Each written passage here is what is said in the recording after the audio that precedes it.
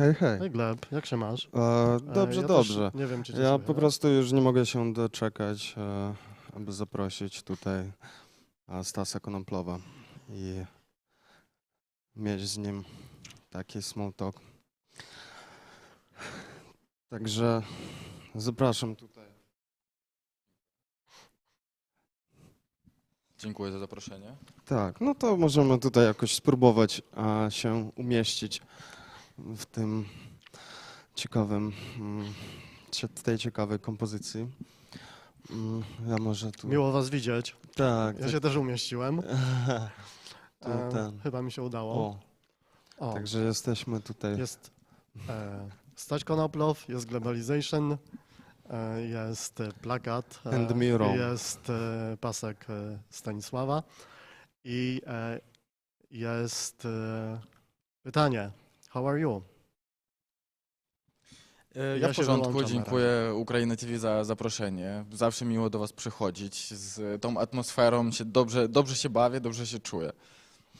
Круто, дякую тобі, друже. Загалом, я не знаю, ми всі в трьох різних мовах зараз сказали. Власне, в цьому, я думаю, і є трохи сенс того, що ми робимо. Я думаю, що, по-перше, я хочу тебе привітати з прем'єрою. Дякую. Було дуже... Від усієї команди дякую. А ми теж від усієї команди тобі дякуємо за те, що ти зробив. Бо я вважаю, що такі проєкти, фільми, роботи, вони дуже важливі і через 100 років будуть, але теж дуже важливо, щоб про це люди розмовляли, ділились, переосмислювали теж сьогодні. Тому що, ну, ніхто не народився, щоб відчувати, як це, як початок війни відбувається. Так, це правда. Я теж думаю, що це насправді важливо. Важливо про це говорити, особливо говорити про це за кордоном. Тому що одна справа – це коли українці це відчувають на собі зі своїми родинами, а друга справа – це коли люди, які підтримують нас, вони в будь-якому разі живуть трохи в іншому світі. І те, що вони бачать в телефонах, вони цього не відчувають. А ми, маючи таку можливість, будучи тут, маємо можливість їм про це нагадувати. І, як показує практика, чим більше ти про це говориш, тим більше люди про це, по-перше, пам'ятають, по-друге, тим більше тебе підтримують. Тому так, я з цим повністю погоджуюсь. А розкажи мені, будь ласка, як взагалі ти почувався 24-го минулого року? Виходить вже, ну так, ще минулого року, вже майже позаминулого. Якщо чесно, зараз вже стає все на місця, в сенсі я так починаю це, не знаю, можливо, мій мозок це так трошки мене обманює зі спогадами. Типу, це достатньо логічна реакція організму на початок війни. І переживання там різні і все інше. Але я думаю, що перш за все я не знав ще, як правильно що робити, але перш за все я відчуваю якусь відповідальність перед тим, що я маю щось зробити. Що це буде, як вже в майбутньому, зараз в минулому оказалось, це буде фільм, і це буде саме розмова з іноземцями, але на той момент, момент, коли ти пушиш себе, начебто, треба щось робити. А всі інші відчуття, вони достатньо стандартні. Це страх, переживання, якась боязнь за близьких. Тому я не думаю, що я цим чимось когось здивую. Я намагаюся це робити через фільм сам. Але мені здається, що ті відчуття 24-го, вони досить відрізняються. Навіть якщо це так само називається це відчуття, то це зовсім інший діапазон того, що відбувалось. Ти маєш на увазі, що якщо ми зараз це відчуваємо, воно буде інакше відчуватися, ніж відчувалося тоді? Так, я думаю, що взагалом у нас вже трохи притуплені відчуття, мені так здається. Я думаю, що це плюс, тому що людина має в собі таку рису, як пристосування, і це єдине, що нам допомагає вижити. Це перше, тобто не єдине, а це перше, що нам допомагає вижити. І, звичайно, що відчуття відрізняються, але знову ж таки важливо нести ці спогади, тому що дуже не хотілося б, щоб наступні покоління це все відчували. По суті, для цього і ведеться ця вся війна. Тобто ми боремося за те, щоб був цей спокій, цей мир, і щоб люди, наступні покоління жили вільно. Тому так, я погоджуюсь, діапазон змінюється. Але відповідальність не змінюється перед майбутнім, ні? Я думаю, що відповідальність – це, в принципі, один з таких ключових елементів, який окреслює нас як цивілізованих людей. Тому що, власне, як ми бачимо, деякі люди… Можна додам? Я думаю, більше, напевно, окреслює як добрих людей. Бо якщо говорити про злих людей, вони ж теж, по суті, залишаються людьми, але вони якоїсь відповідальності не мають, мені так здається. А мені здається, що вони можуть мати відповідальність. Перед злом? Перед самим собою. Тобто, тоді в них інша мотивація. Звісно, у них не тільки мотивація інша, у них інше повністю викривлене сприйняття реальності. Тобто у них відповідальність, скажімо, боротись за свою… За якісь егоїстичні, напевно, бажання, можливо, безпека теж, страх їхній перед кимось, хто вище. Деякі ж реально вважають, що вони реально їдуть вже на другий рік повномасштабної війни, вони вважають, що, треба їхати валити нацистів. Хоча по факту… То мені дуже шкода, насправді, таких людей. Вони все ще залишаються людьми, але сам факт того… Я поділюсь таким інсайдом. Дивлюсь зараз серіал, дуже довго до нього готувався, бо він дуже довгий. «Ходячі мерці». Такий достатньо культовий серіал. І там є момент, коли головний персонаж, який являється загалом протагоністом, він бореться за добро. І є антагоніст, який, по суті, розповідає те ж саме, що і протагоніст. Але він викривлює їхню, як ти кажеш, реальність. І люди, які… можливо, через випадок, через долю потрапили саме під його владу, вони змінюють це все, і змінюється їхнє сприйняття, і вони йому реально вірять. Хоча, якщо копнути глибше, вони так само просто намагаються себе оборонити. Як пояснити таким людям, що вони мають… вони ж вірять в те, що вони роблять. І вони обороняють свою безпеку, своїх людей. Як змінити їхнє сприйняття? Дуже цікаво… легкий такий додаток із історії. Дуже цікаво спостерігати за тим, як поводили себе німці після Другої світової. Вони протягом, здається, 10 років вірили в те, що Третій Рейх був найкращою владою, і вони вірили в те, що вони повернуться. Тому я думаю, що Росія не зміниться в цьому випадку, і скільки би надій ми не клали на те, що країна розпадеться, люди не зміняться. Тому 10 років в кращому випадку це якщо щось станеться в самій Росії. Якщо станеться щось дуже різко і на тих місць, як то кажуть. Але, до речі, я хотів тобі сказати, що це дуже важливий, в принципі, видавалось би серіал, як воно українською? Ходячі мерці. Ходячі мерці. Видавалось би, що серіал, типу, такий трошки наївний, таку фантазійну трохи тему, але насправді те, як там показано суспільство, яке створюється після того, коли все відбувається повний колапс. Війна ж, по факту, вона дуже часто стирає, якби, в певному сенсі стирає сприйняття візуальної картинки, наприклад. Це, принаймні, так вважали теоретики, які писали про події там після Другої світової, що у людей взагалі якби обнуляє повністю все. І, наприклад, це теж дуже корисно для різного роду маніпулятивних і фінансових структур. Тобто набагато легше загалом діяти на людей, які постійно знаходяться в стресі, в якомусь такому панічному стані, що от-от, знаєш, щось відбудеться. І там, власне, в цьому серіалі дуже круто показано, як створюються заново ці такі лагеря. Так, це людське пристосування. Так, просто... По суті, будуються міста, як в середньовіччя. Це виглядає, взагалі, знаєш, як дуже натуральний процес. Типу, знаєш, як поділення клітини і будується організм. І людина знову пристосовується, ні? Так. І тому дуже, в принципі, можу порадити подивитися цей серіал, принаймні для розуміння того, як легко маніпулювати людиною відносно таких.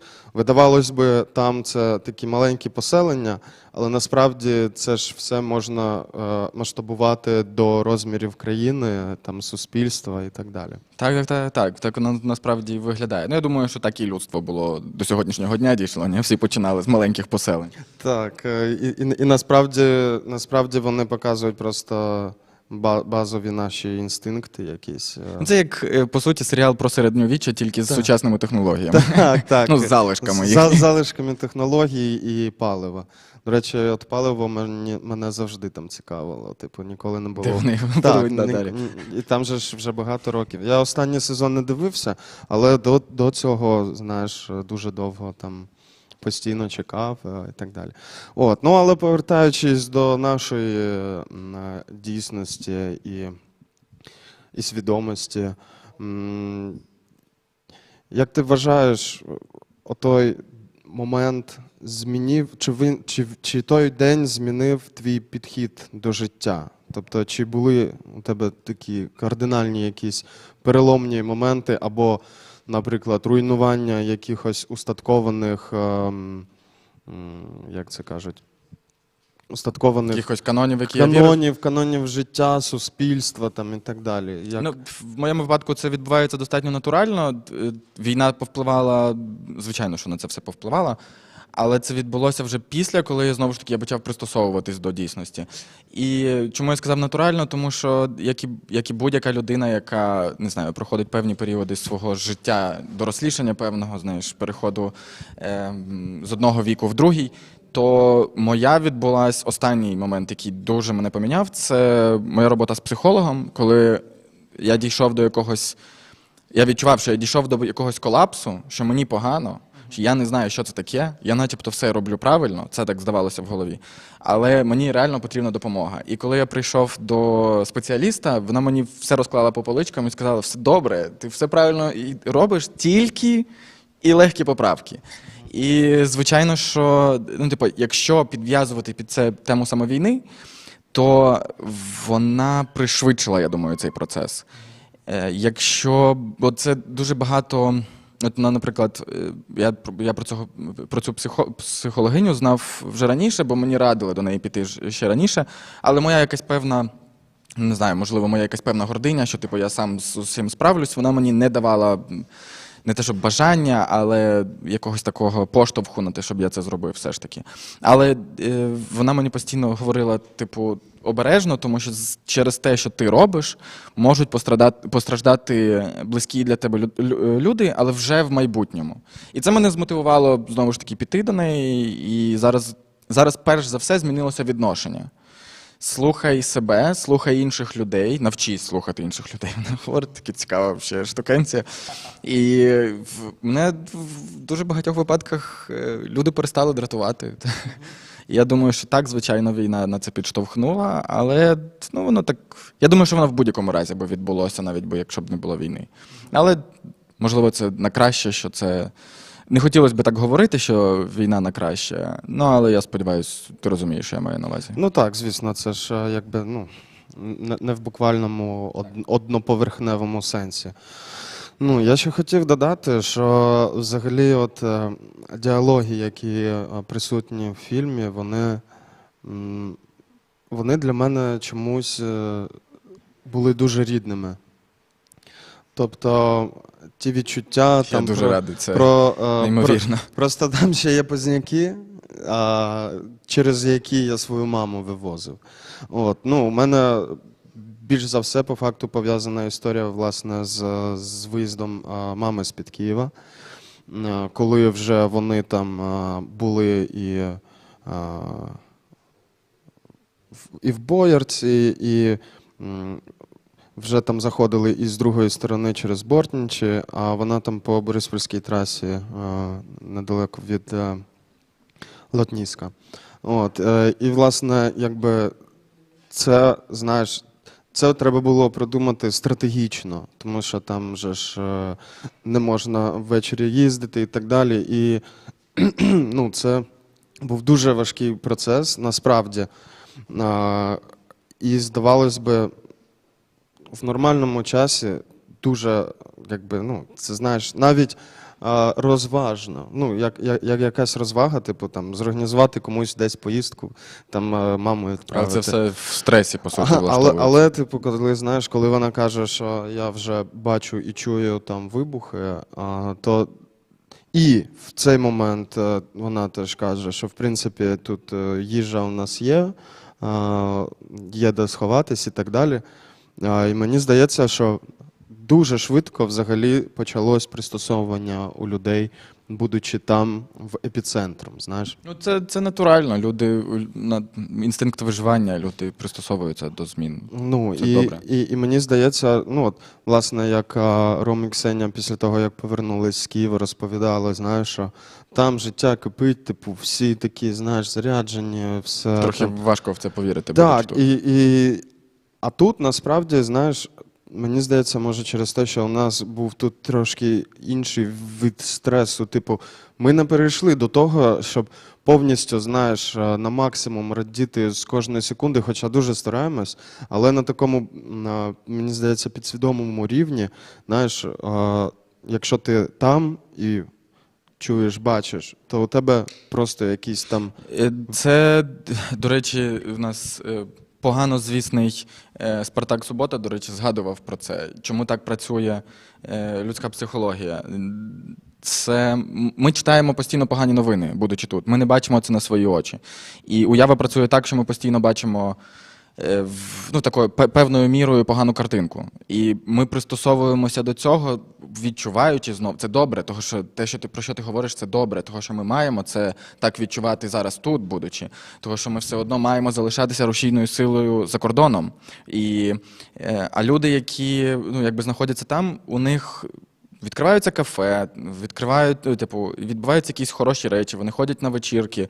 І ну, з однієї сторони так має бути, але люди теж не мають забувати якби, про те, що відбувається. Тому ну, це достатньо логічно, знову ж таки, так як ти кажеш. Вони бачать, якою насправді повна картинка є. Ми бачимо тільки новини в мережах. Ну так, ну по факту, типу, просто переживаємо віртуальне життя. в якомусь сенсі, яке підсвічується просто зображенням і слухом. Ну і загалом дуже приємно було, не знаю, завжди, коли я дивлюсь якийсь такий фільм, знаєш, більш не побудований на реальних подіях, які сталися рік тому, знаєш, то одразу типу встаєш і можеш вже йти. А після прем'єри ми там сиділи, не знаю, чи ми взагалі не останні вийшли. Бо, власне, треба було трохи часу, щоб це все. Бо в мене, знаєш, одразу спрацювали тригери, типу, початку повномасштабної війни. Тому що там, власне, якісь такі ключові фрази ви вжили, які один в один, типу, і стан, і думки, і плани, там і це зривання, і неадекватна реакція взагалі на. Тобто... Я за це найбільше переживав, тому що із самого початку план фільму, його ціль була розмовляти і є розмовляти з іноземцями, тому що вони цього не переживали, вони підтримують, розуміють, що це важко і боляче, але вони там не були і їхні рідні там теж не знаходились. Тому я переживав за те, що коли будуть приходити українці на показ, то багато кому буде важко. Знову ж таки, але є плюс в фільмі того, що все ж таки там немає якоїсь жорстокості. Єдине, що тільки використовується аларм, тобто як починається повітряна тривога, і вибух в кінці. Це так. За це найбільше я, по суті, переживав. Все інше, то воно побудовано саме на здогадках і уяві. Тобто, по суті, ти чуєш, що відбувається, але ти цього не бачиш. Тобто, ти чисто додумаєш. Це кіно, мені здається, більш цікаве, ніж коли ти буквально показуєш все. І чорні вікна, в сенсі темно за вікном. Але не те, що темно, але просто там нічого нема. Так, певною це мірою. Це проєкт. Можу розказати цікавинку про вікна. Ми як будували, бо у нас ж була локейшн скаутинг перед зйомками і все інше, і звичайно, що спочатку планувалося зовсім інше місце для зйомок. Але вийшло так, що в нас випав театр, і я так собі почав згадувати свої попередні роботи, те, з чим я працював, і мені це спрацювало в голові. Я хотів цей театр. І ми зробили все в театрі, якби підготували сцену, а потім це стало причиною, чому нас не взяли на більшість фестивалей. І вони такі: театральна постановка, це не кіношна, ми вас не хочемо. Реально? Так. Але чекай, типу, це ж локація, це не так, формат. Але це дуже впливає на мову кіно, тобто це побудувало саме те, що ми бачимо в кадрі. На жаль, світ кінематографу, він цього року сказав, що це не зовсім те, чого вони очікують. В сенсі, я спочатку був дуже розчарований. У мене були якісь плани урагани, що це буде бац, і ти отримаєш все. Але я навіть радий, що ти отримуєш відмови. Я одразу себе уявляю, знаєш, як розповідають, в нього було 1000 відмов і так далі. Тому, із жартів таких. Тому я якось до цього достатньо просто відношуся. Так має відбуватися. Якщо ти хочеш чогось досягнути, то ти маєш відчувати цінність своїх досягнень. А цінність людина зазвичай відчуває, коли її б'ють. Коли б'ють, втрачає чогось, щось. Б'ють. Тому це... Слухай, я ще... Ми там сиділи і дивились. Тобто, один єдиний елемент в цій кімнаті, який не був такий, скажімо, проекцією наших думок, там були картини. Я пам'ятаю, в титрах там вказаний автор, я забув зараз. Нело Петруччі. Нело Петруччі. З Нело Петруччі дуже цікава історія. Ну. Я коли був дитиною, мені років 9 було, точно менше 10, ще не було молодшого брата. Мої батьки поїхали в Італію відпочивати. Вони були в Римі. І моя мама взагалі дуже любить картини, дуже любить італійців. І коли вони проходили недалеко від Колізею, там був вуличний артист. І вона звернула увагу на його картини. І як італійці. Він побачив мою маму, підійшов до неї одразу: будь ласка, прошу, запрошую. Вона ж втикнула на ці картини. І він там щось показував і каже, і побачив тата, який там збоку біля неї ходив. І він каже, для тебе безкоштовно. Він буде платити на тата. Але це не все. Вони купують картину, приїжджають додому, у нас висить ця картина. Все, закінчується ця історія. Через 10 років, ну трошки більше, я їду в Італію знімати. Наші продюсери знайомлять нас з Нело Петруччі. Ми вибираємо картини для фільму. І я ж дзвоню мамі і розповідаю їй, то Нело Петруччі, там такий автор, все інше. Вона каже, Нело Петруччі, щось таке дуже знайоме.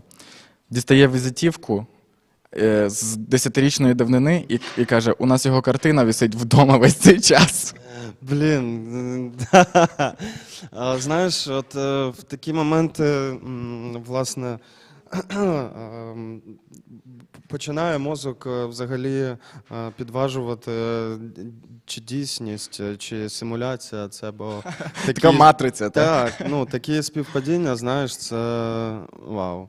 А може, власне, це не було співпадіння? Я теж думаю, ну, типу, що я вірю в те, що у нас є якась певна, не те, щоб доля це для мене якось сприймається, що вже все прописано, і ти чисто йдеш по цій дорозі. Ні, я думаю, що у нас є такою мірою вибір, тобто є щось найкраще, що для тебе готове, і ти маєш певні зусилля для цього прикласти. А є якийсь простіший вибір. Ну, тобто все мені здається, що зводиться до добра, зла, там, не знаю, раю, пекла, Бога і диявола і так далі. Те ж самий вибір. До речі, теж із цікавинок таке чисто сердечне визнання. Давай. Я планую про це закинути трохи пізніше рілс якийсь в Інстаграм. Але суть в тому, що обдумуючи взагалі весь фільм і обдумуючи запитання, які люди задають з приводу фільму, я зрозумів, що фільм далеко не про одинокість, так як я розповідав це від самого початку. Я на 100% знаю, що фільм про вибір. А те, що розповідалося про одинокість, я думаю, це були мої сліпі амбіції. Що дуже заважало взагалі зрозуміти, що я хочу зробити і що я хочу сказати.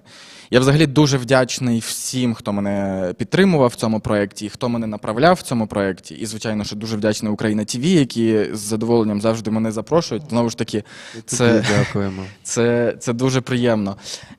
І так, таке от кінцеве фільм «Як ти?» він про вибір, який ми несемо кожного дня.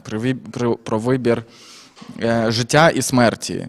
Про, знову ж таки, ці відчуття, які впливають на цей вибір. Відповідальність, відвага, тривога і розгубленість. І, звичайно, що про цей захист. Ну, тобто, себе, своїх близьких і так далі. А ви слухайте, я там якраз таки в цьому фільмі бачив протилежність одинокості. Тобто там якраз таки в цьому фільмі показане те, чим є людська любов, чи то до друга, чи до брата, чи до незнайомця, знаєш. Так як ти казав, це, по суті, формування суспільства вийшло, це вийшло натурально. Ну, реально, це реально вийшла така проекція мікросуспільства, знаєш, в одній кімнаті. Так, а ця кімната – це всередині людини, по суті, відбувається. Так. Ну, тому дбайте про суспільство в своїй голові і своєму тілі. І створюйте органічний дует і гібридну надію на те, що вас чекає. Дякую, друже. Хочеш ще додати там? Хочу сказати пару слів про наш показ. Другий показ фільму «Як ти?» відбудеться 20 грудня о 18:30 в кіно «Парадокс». Мами плакатчик там. Так, 13 грудня вже можна буде зробити собі резервації. Цього разу у нас обмежена кількість місць, тому треба буде спішити. Але якщо буде більше зацікавленості, я дуже на це сподіваюся, ми щось придумаємо на цей день. Ну і ми підготували для вас теж цікавинку. Після показу буде інтерв'ю з композитором і зі мною вже вживу в самому кінотеатрі. Тому сердечно вас запрошую, буду дуже радий вас бачити. Живий Станіслав Конопльов, і хай буде так завжди. І для UKRAiNATV у мене є маленький подаруночок. Давай. Допоможеш? Так, звісно. Тримаю за трубу. Відкривай. Це для вас така невеличка на спогад. Це плакат з нашої прем'єри, з першого показу, ну, з прем'єри польської, з таким невеличким підписом. Круто. А ну, дайте зумчик. Опа. Ого. З милостю для UKRAiNATV. Блін, круто, дякую. Там, до речі, камера зависла, мені здається. Так, там кабельочок HDMI іноді відходить. Ну, це приємно, до речі. Я думав, що це буде просто плакатик, а плакатик з підписом, то це завжди, знаєте, якось так тепло стає на душі. Круто. Я дуже радий, що так, я думаю, що ми повісимо або після ефіру, або навіть зараз я встану і піду його повішу.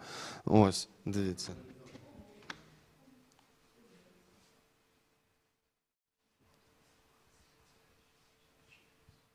А QR-код, який доданий, він перестав працювати перед самим показом. До речі, так. Я тоді, знаєш, підійшов там, як директор хотів подокапуватись до цих людей з QR-кодами. Це не до людей, це до мене. Це я робив, це люди постраждали через мене. Боже, я передплатив 14 днів, а я думав, їх буде 30. І коли мені прийшов рахунок, я такий, блін. Ого, блін, ну жорстко. Але, знаєш, може... В такому разі це можна завжди сказати, що такий концепт був. Так, там в футболках було написано «не працює», запитай мене чому. Ага, ну власне, ну, тоді класно. Дякую тобі, друже. Зараз дуже ми ще подивимось кусочок, відривок ексклюзивний. Фільму.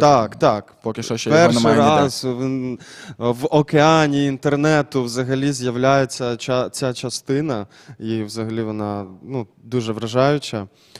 Слухайте і дивіться дуже уважно. Також запрошуємо 20 грудня в Кракові до кінопарадоксу. Подивитись фільм і поспілкуватись з дуже цікавими особистостями. Тож, дякую. Дякую вам. Дякую, друже.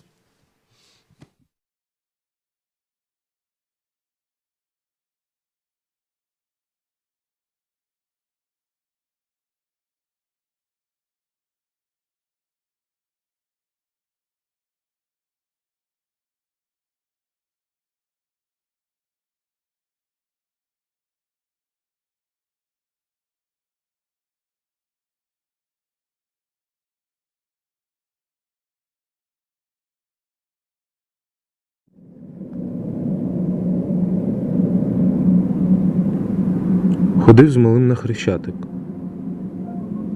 Там був конкурс дитячих малюнків під девізом «Подаруй мені дитинство, Україно». Точніше було б «Віддай», бо дитинство забрало всіх поколінь. У мого, батькового, у його батьків. Причому в різний спосіб. У кого голодом, у кого війною, у кого репресіями, у кого спадком психологічних травм. Ліна Костенко. Записки українського сумасшедшого.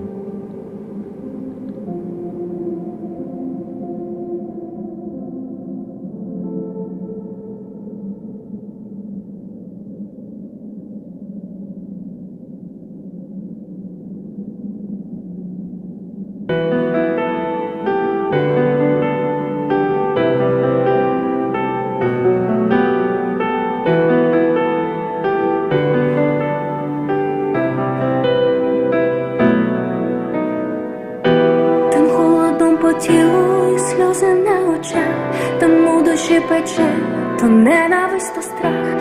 Чому це сталося у нас з тобою? Чому любов так тісно міняється журбою? Чому там діти плачуть замість, щоб сміятись? Чому у своїх 20 в підвалах не на танцях? Чому лиш милий спокій на душі? Коли ти вдома на своїй землі, там навесні всі журавлі додому повернуться, а руїни ті, і всі сади розквітнуть, рознесуться. Як ти, як ти, як ти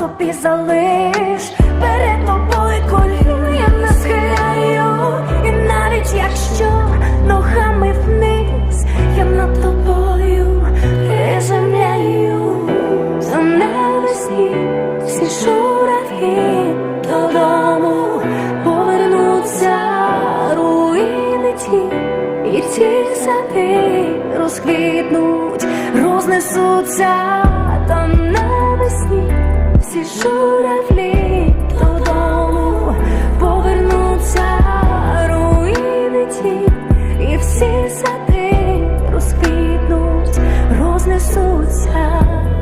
Як ти, як ти, як ти, спитаєш ти, як ти, як ти.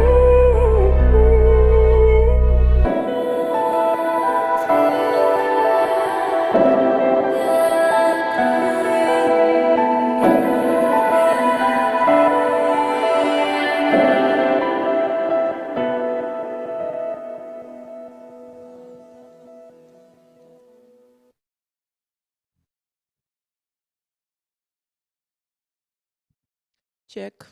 Перевір. Чек. Чек, чек.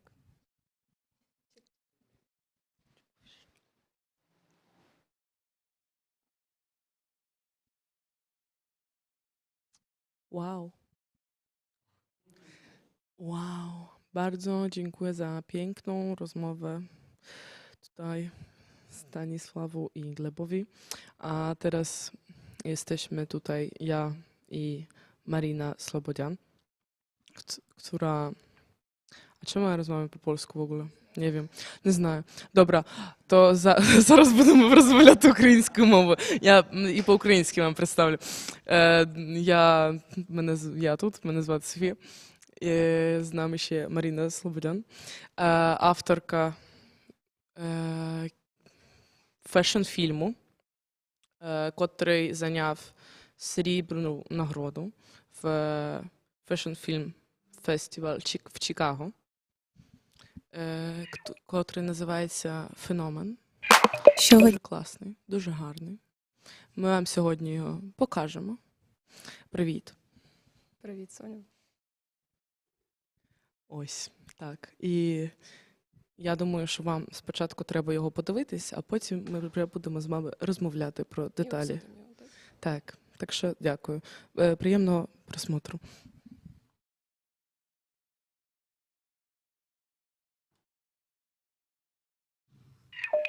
Що виділяє українське мистецтво на тлі світового?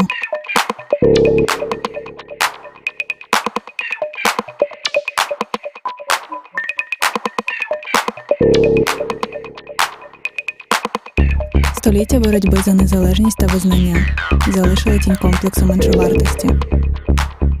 Але саме спроби зберегти нашу культурну розмаїтість стали тією тонкою червоною лінією, що тримає нас разом.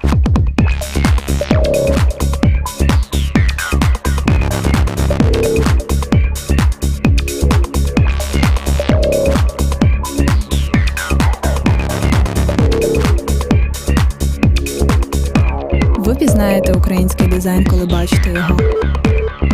Він не робить вас новою або кращою людиною. Він дозволяє вам бути більше собою.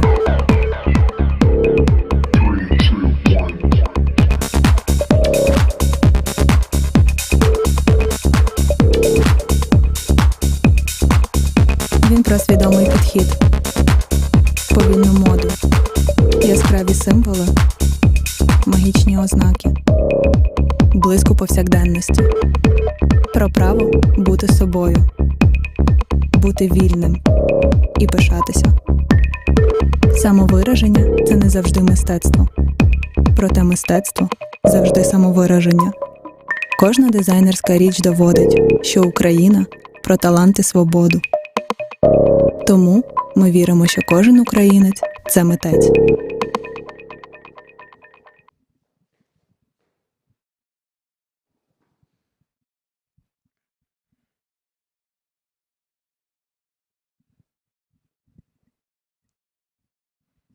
І ось ми повернулись.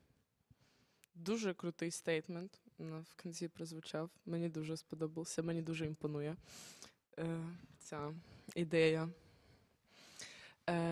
Дякую тобі, рада тебе бачити тут. Дякую, що прийшла. Що запросили? Ось. Взагалі, що я хочу сказати, по-перше, мені дуже подобається колористика цього фешн-фільму. Мені вона така тендітна, а з другої сторони і є там якась така нотка, не то що агресія, а такого самопрояву. Це не така тендітність. Так, дерзість, так, це добре слово. Тож, почну тебе питати, мабуть, з того, як взагалі так вийшло, що ти зняла цей.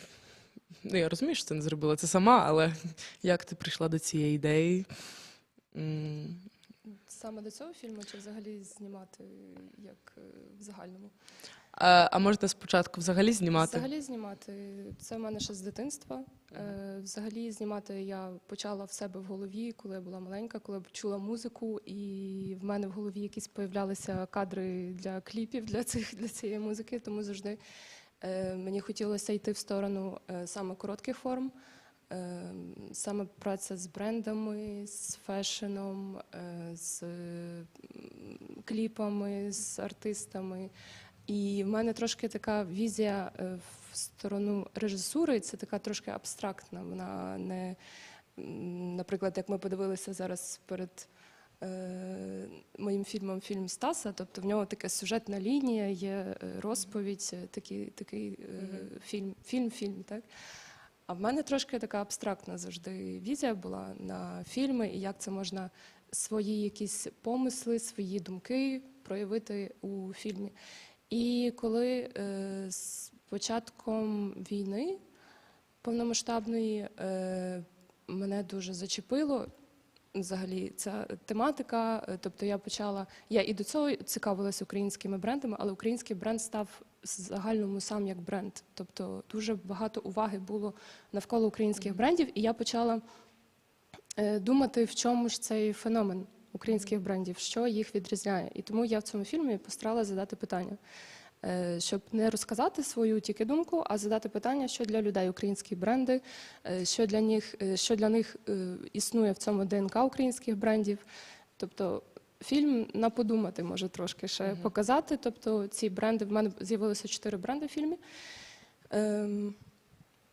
І я постаралась розповісти про їх ДНК, про їх феномен. Власне. Клас, дякую. Це дуже круто. Все те, що ти сказала за початку про це знімання, коли ще ти малий. В мене теж таке щось було. Але я скоріше уявляла, що я в кліпі або в якомусь по другу сторону. Так, але це дуже круто. Взагалі дуже класно, що є в цьому, що твоя подача, вона така, як ти сказала, абстрактна, і вона дає простір для того, щоб собі додумати і уявити. І ось ти пригадала 4 бренди, з котрими ти співпрацювала в цьому фільмі, фешн-фільмі. А що це за бренди? Це бренди одягу Platonic Love, це бренд одягу Savrklo, це бренд одягу і суконь. Власне, вони займаються більше сукнями весільними і вечірніми. Це Helen, Олена Куш і бренд, власне, біжутерії Анна Зарт. Клас. Мені здається, знаю оцей бренд суконь. Мені здається, я десь його чула. Але взагалі дуже воно виглядає для мене і цікаво, і воно не виглядає так, ніби вони... Бо там була ще піднята тема слоу-фешену. Так. Що я вважаю взагалі дуже важливо про це нагадувати. І мені здається, що українські бренди роблять це, воно не робиться якось на відчепися, і це дуже круто. І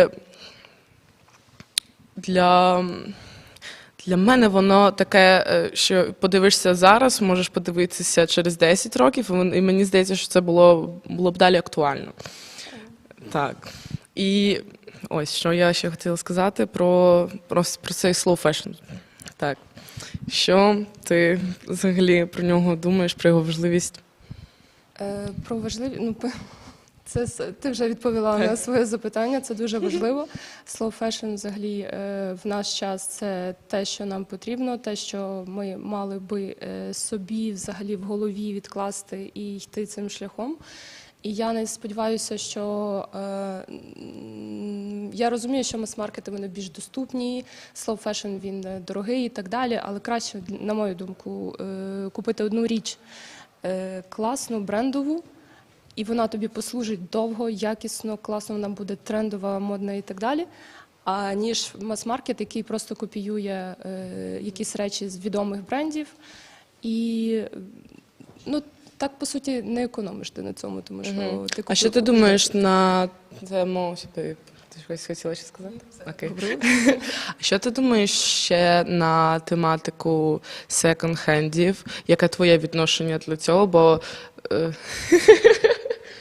Бо з моєї думки це теж гарна альтернатива, бо не всіх може стати, наприклад, на якийсь брендовий одяг, але надавати друге життя для мене теж, я вважаю, що це актуально. Це круто, це дуже круто. Я сама пасіонатка секонд-хендів і дуже часто купляю щось і онлайн в секонд-хендах, і так люблю походити по секонд-хендам, тому дуже-дуже one love.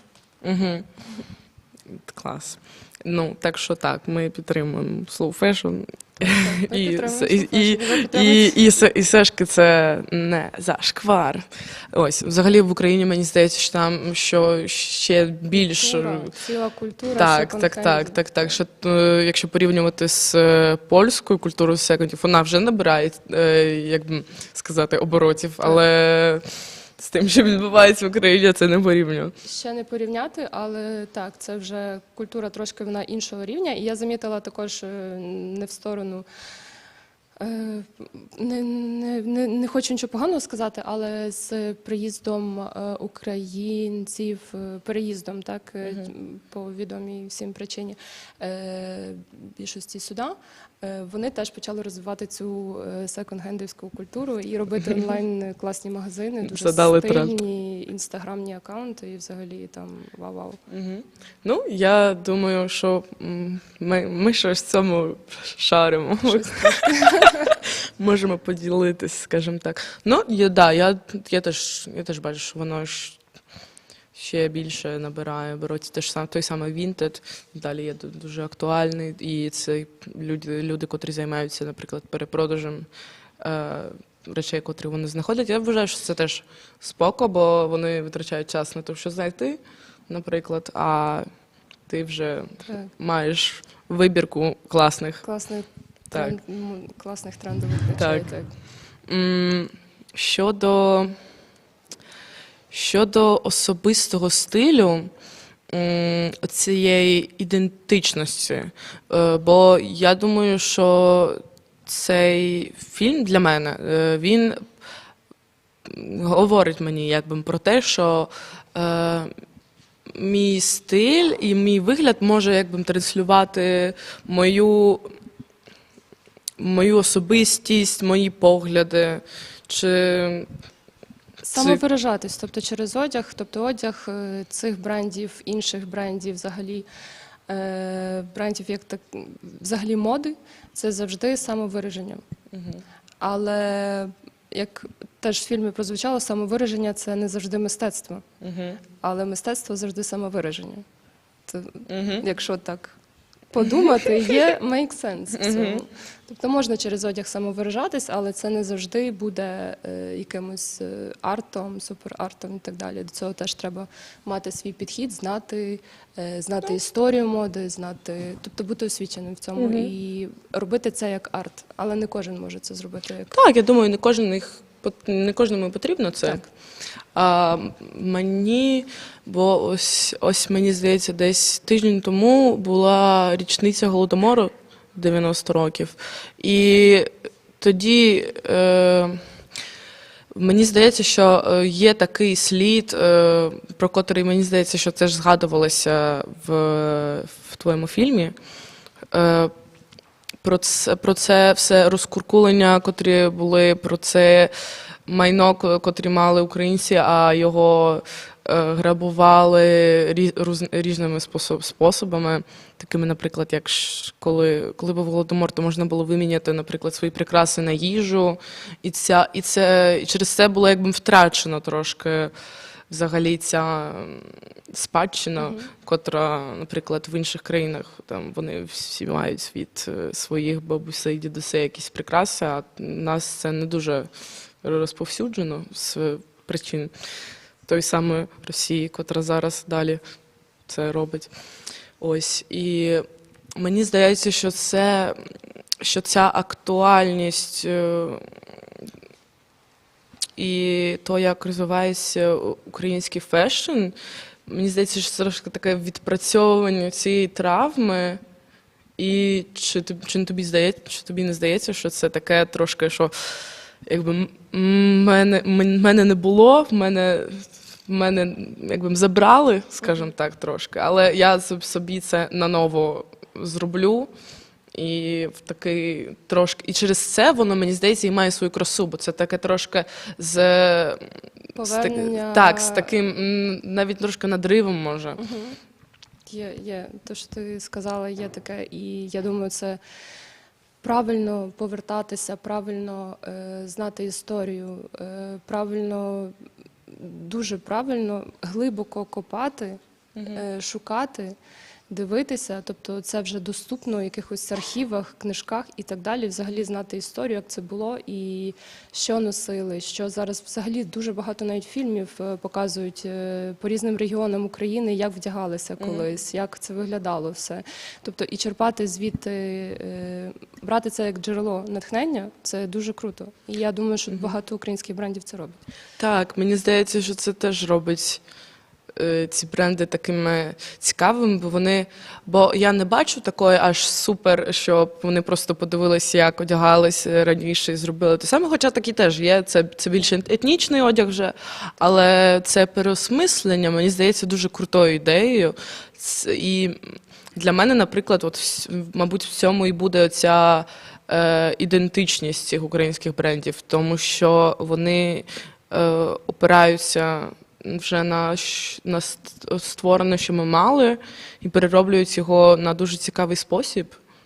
Сьогодення, тобто вони дають Так, і мені здається, що це дуже круто. Це дуже круто. І ще хотіла сказати, от Анна Зарт, яка з'явилася теж в моєму фільмі, вона взагалі має армянське коріння, українка з армянським корінням. Це ж теж класно, коли додається щось ще додатково, тобто є якісь ще коріння, це все міксується, це все поєднується і дуже, дуже красиво, як можна побачити, виходить. Теж якийсь є мій улюблений бренд Бессаріон, грузин, грузинського походження, теж в Україні. Він робить одяг дуже крутий, і це можна побачити, цю грузинську нотку в українському бренді. Клас. Дякую. Я думаю, що в мене нема вже до тебе питань. Я тобі дуже вдячна за розмову. Дякую тобі. Дякую за твій фільм. Дуже мені сподобалось. Дуже класно. Будуть ще. Так, будуть ще. Це класно. І так, я хочу сказати, що пам'ятайте про свою ідентичність по викрутці. Куди дивитись? Туди дивитись. Ось, носіть українські бренди, понятно? Щоб всі мені прислали в лічку відчот. І секонд-хенди. І секонд-хенди теж носіть. Все, секонд-хенди клас, українські бренди клас.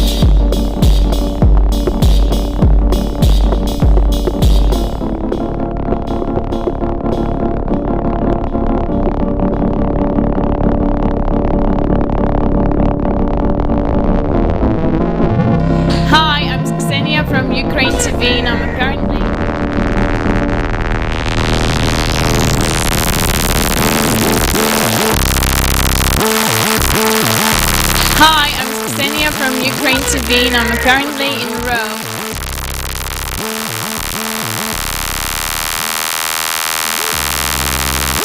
Hi, I'm Ksenia from UKRAiNATV and I'm currently in Rome.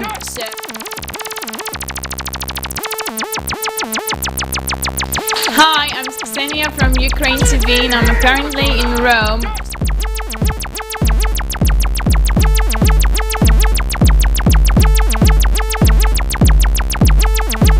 Hi, I'm Ksenia from UKRAiNATV and I'm currently in Rome.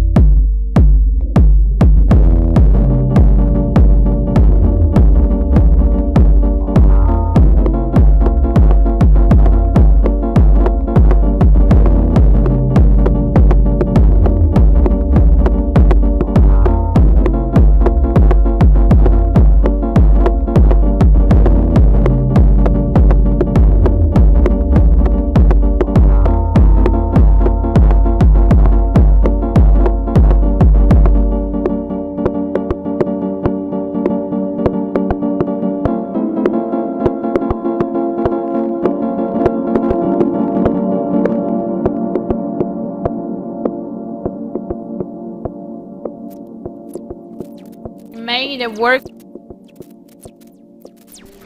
Hi, I'm Ksenia from UKRAiNATV and I'm currently in Rome. So we made a workshops today for students of the John Cabot University. And apparently they told us that the professor, hi Mr. Professor, I don't know who are you, but greetings. They said that they will need to write a review for you, but they don't want to do that, so we decided they...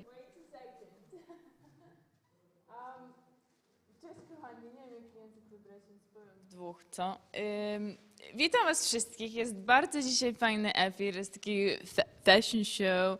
Ja wyglądam trochę jak wdowa jeszcze na czarnym tym, ale właśnie otworzyłam wystawę, na której jest mój dyplom, więc jakby ktoś miał dzisiaj jeszcze ochotę, to polecam wpaść na Pocztę Główną, bo tam jest ogromna, olbrzymia wystawa od Uniwersytetu Pedagogicznego, na której możecie zobaczyć też mój dyplom i kolaż z obrony mojego dyplomu, które się odbywało tutaj w naszym studiu. Ale ja tu w ogóle przyszłam powiedzieć o tym, jak było w Rzymie, bo byliśmy z Romanem... Czy to było 4 chyba dni? Nie, chodzi mi o długość, ale dzięki, że podpowiedź. Tydzień temu byliśmy w Rzymie, we Włoszech, jakby ktoś nie wiedział, gdzie jest Rzym, i robiliśmy warsztaty, o których ja wam powiem troszeczkę, ale Roman powie więcej troszkę o technicznej stronie tego, co robiliśmy. I ja tylko ze swojej strony chciałabym dodać, że to było mega fajne i to otworzyło mi oczy na to, dlaczego nasz projekt jest tak ważny, dlaczego my się rozwijamy i dlaczego I'm just starting, so they will not przestać, bo to już jakby jest za późno. To było fajne, w ogóle ten kawałek, który widzieliście przed chwilą, to nagrywaliśmy ze studentami. W końcu mieliśmy tylko 2 albo 3 godziny warsztatu, z których półtorej godziny nam minęło na to, żeby się poznać z nimi, żeby ich otworzyć na współdziałanie, na współpracę, bo oni byli... To jest chyba mój telefon. Dzięki. Oni byli najpierw tacy skrępowani, nieśmiali, ale mega fajnie i mega dobrze nam poszło. Jestem z nas absolutnie dumna, ja z nich jestem jeszcze bardziej dumna i zaraz właśnie za chwilę zobaczycie to, co się udało nam nagrać, ale to w ogóle jest ciekawe, bo tak jakby w trakcie warsztatu dowiedzieliśmy się, że ich... tak jakby oni mają za zadanie napisać coś, co będzie przedstawiało i opisywało ich warsztaty, czyli jak oni się czują, jak oni się czuli, czego się nauczyli, takie small essay. No i oni stwierdzili w trakcie warsztatu, jak zobaczyli, jak Roman tak jakby włączył nasze streamy, jak on włączył, tak jakby zrobiliśmy ten green screen, jak oni zobaczyli, że faktycznie to działa, no to stwierdzili, że oni zaczną nagrywać, że nagrają taki review. I to było w ogóle super, jak te dzieciaki się odpalili. Dobra, dzieciaki, ja nie mam aż tak dużej różnicy wiekowej, ale fajnie się poczułam jako profesorka. Słuchajcie, dobrze, spodobało mi się, ale zaraz zobaczycie, co nagraliśmy. Zaraz zobaczę, prawda, Roman? Kiwnie, jeżeli tak. Word a video review, let's say it like that. So I'm just starting, so they will not. A wy sobie obejrzycie, bo to jest śmieszne i wszystko, co było produkowane, było produkowane przez jednego chłopaka, który był tam w grupie. I Roman nawet prawie nic nie dotyka, więc to jest w ogóle. How else? You know. We're actually showing you what we learned, and this is amazing. This is an amazing group. So, who's the first person to come? Andrea? Oh, Natalia. Please welcome Natalia. Hello. Please introduce yourself very, very fast because. Hi, my name is Natalia. I'm from Ecuador and I'm 20 years old. Perfect. So, Natalia, can you tell me what you've learned today?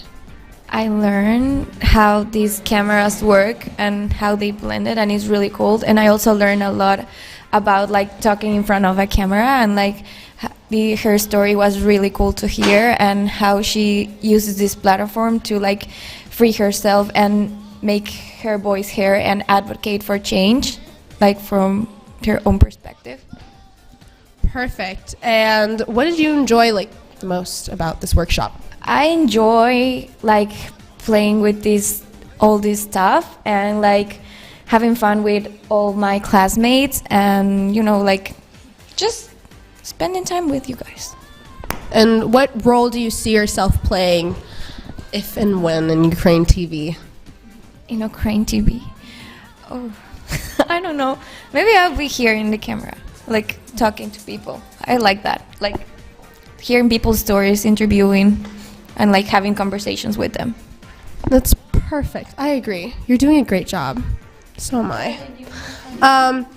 What's your biggest takeaway of this fabulous experience? My biggest takeaway is getting to know these two incredible people that are doing this platform, and it's really cool to hear their stories and know how they are like changing their way of communicating with people, and learning how they do this, and it's really funny.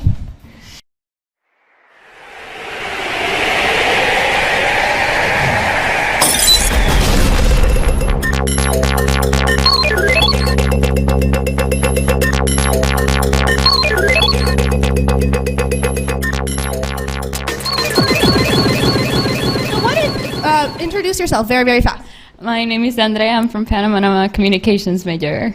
You're 20? Okay, sorry.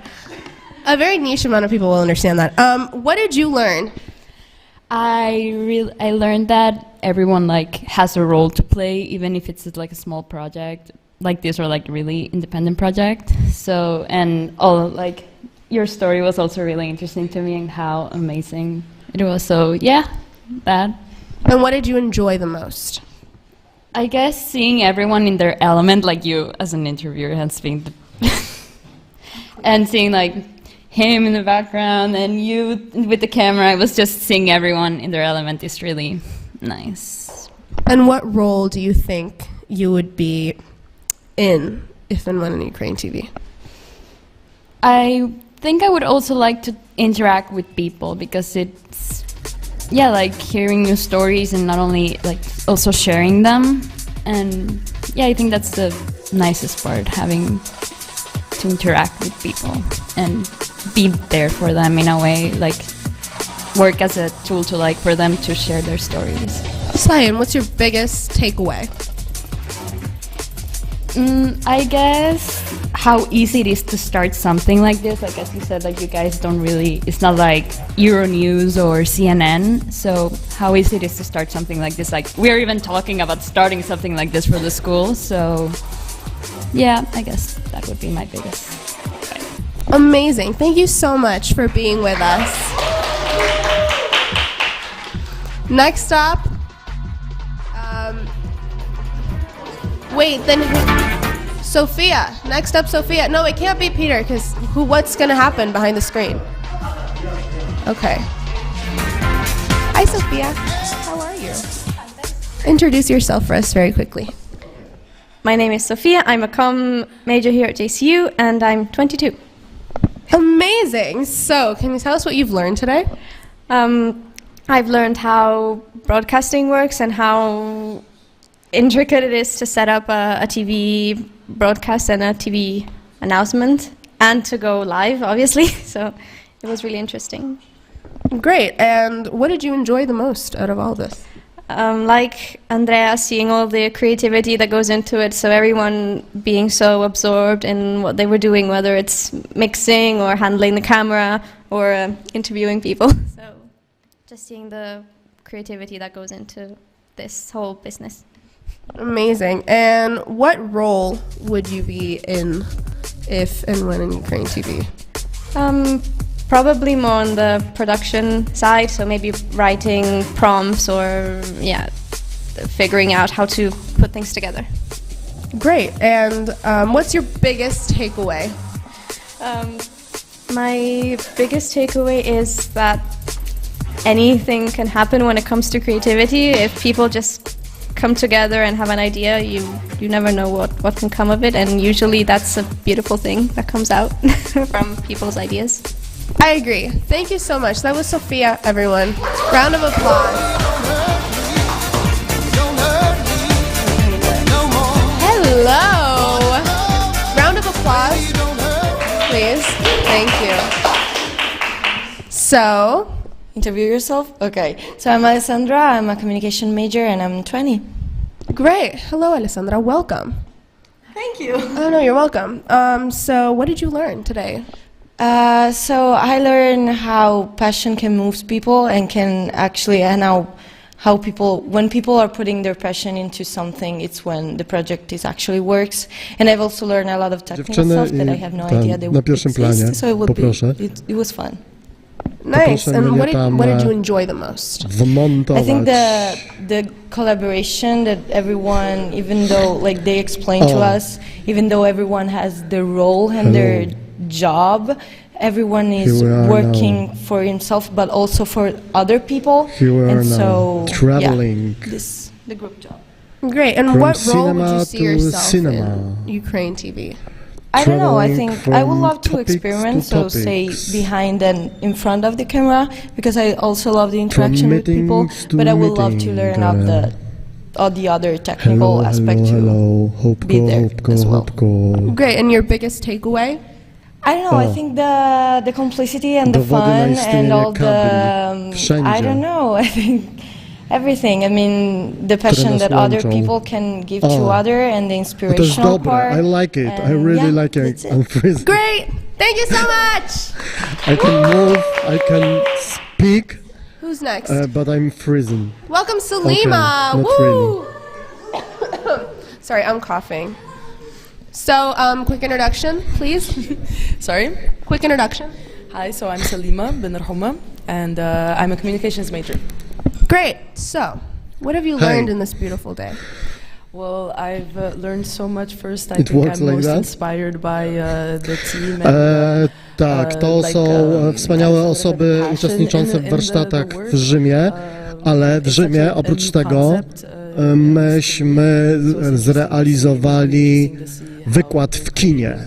I to jest też ważne w kontekście dzisiejszych spotkań efirowych, that we are travel from cinema to cinema and using that cinemas in non-normative way because there was a lecture and also live connection with our studio with the cinema in Rome.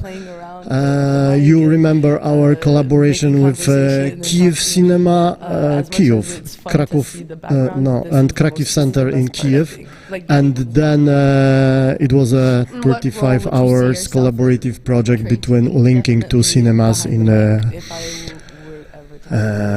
Media Bridge and long-term streaming, and this is what we are also talking today about, is intersection between fashion, art, memory and film, and we had two conversations about this, and then we will have one more later with Anna Kepka, artist and critical fashion designer and critical makeup artist.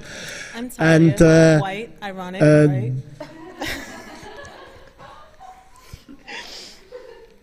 Age and this is like a one big field or complex of topics that we are today, but there is also another one which is completely disconnect with this. But still, if we are travel between cities, if you are travel in trans, oh yeah, this trans media, trans disciplinary way of thinking about activities, trans relations between languages. It's a good inter or trans. And what did you enjoy the most? Transition, yeah. Transition to the next topic. This is Transnistria. Welcome, guys, to our studio. And I'm very excited to have you and our next guest here, because we first time touch this sensitive and very interesting part of our Central Eastern Europe geography and geopolitical relations, and we have experts from our team, people who had personal experiences, Nikita and Nastya, and also Roman, who is waiting in Warsaw, who is expert about Naddniestrze in Polish, Transnistria, and I don't know, actually, I could say, I don't know what is it. Maybe you know. Come on. No, stop. I love your energy. Love your vibe. Amazing. Okay. And then what is like your biggest takeaway? Other than like I did great on camera. Honestly, I think the biggest takeaway was our collective idea to start a news channel. Tak, ja się przedstawiam, nazywam się Nikita Pawlenko, jestem tutaj z UKRAiNATV i obok mnie siedzi moja niesamowita koleżanka, tak. Anastazja, córka. Co warto zaznaczyć, też z Naddniestrza, tak? Ja jestem z Naddniestrza. No, ja jestem tak naprawdę z Mołdawii, więc będzie u nas taka niesamowita ciekawa dyskusja, bo będziemy przedstawili tak naprawdę dwie perspektywy, można powiedzieć, taką mołdawską i naddniestrzańską, i myślę, że wyjdzie naprawdę ciekawa dyskusja. Warto powiedzieć, że z nami dzisiaj jest Roman, fan Polski. Yo, słyszysz? Привет. Zaraz sekundkę i ja też cię będę słyszeć. Ja jestem w telewizorze.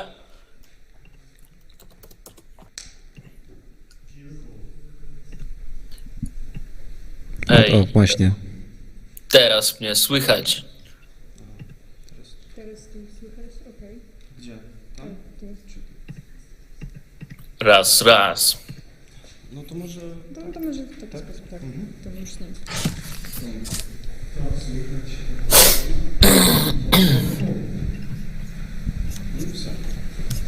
Teraz słyszę. To problemy techniczne już są rozwiązane i możemy zaczynać, tak?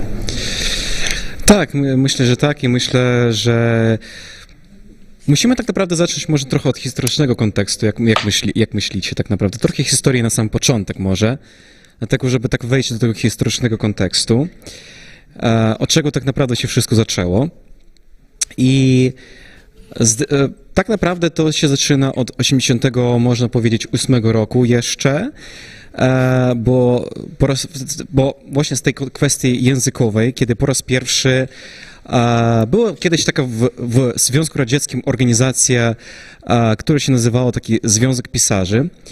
I na jakimś tam posiedzeniu powiedzieli, że hej, wiecie co, tam Armeninie, Ukraińcy, Gruzini tak naprawdę i tak dalej, muszę dostać prawo na przykład, żeby ich język też był przyznawany narodowym tak naprawdę, tak żeby miałby status właśnie narodowego.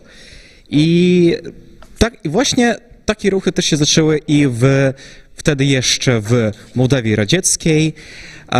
I także, żeby tak trochę przypomnieć właśnie tych haseł może z tych czasów, że właśnie jak teraz istnieje te hasło, że Ameryka dla Amerykaninów czy Polska dla Polaków, w Mołdawii też to właśnie było na przykład jak Mołdawia dla Mołdawan. Mołdawia dla Mołdawan, чемодан вокзал, Россия, русских за Днестр, евреев в Днестр. To tak trochę właśnie trochę tych haseł z tych czasów. No i potem w roku 90 wtedy jeszcze parlament Republiki Mołdawskiej zdecydował właśnie na to, żeby zrobić mołdawski język językiem oficjalnym tak naprawdę, co wywołało wielki sprzeciw oczywiście u naddniestrzańców. I tak sobie pomyśleli, hey, I mean, what's that? What are you doing? I właśnie z takiej aktywności, z takich trochę działań się zaczął sprzeciw, który potem przerastał w taki protest, który potem przerosł w to, że 2 września 90 roku nie wiem jak to przetłumaczyć po polsku, na втором чрезвычайном съезде Совета депутатов, no okej, to powiemy tak w języku oryginału, w jakimś zjeździe deputowanych zdecydowali, że hej, mamy nowe państwo na świecie, Naddniestrzańską Republikę, wtedy jeszcze radziecką socjalistyczną republikę. No i potem już trochę tak się zaczęli gotować i szykować właśnie do tego, że może Mołdowa będzie interweniować militarnie. I do tego już 6 września 1991 roku przyjęli taką ustawę o formowaniu Gwardii Republikańskiej, oddziałów w Gwardii Republikańskiej. I jej tam przewodniczył właśnie były weteran wojny w Afganistanie. I potem, co jest naprawdę ciekawe, kiedy już się zaczął ten konflikt i była już taka ostra faza konfliktu, byli już te starcia i w Dubesarach i w innych miejscach. I 23 czerwca 1992 roku incognito na teren Naddniestrza wjechał słynny generał Aleksander Lebiedź, który w przykryciu, jak agent nazywał się pułkownik Gusiew.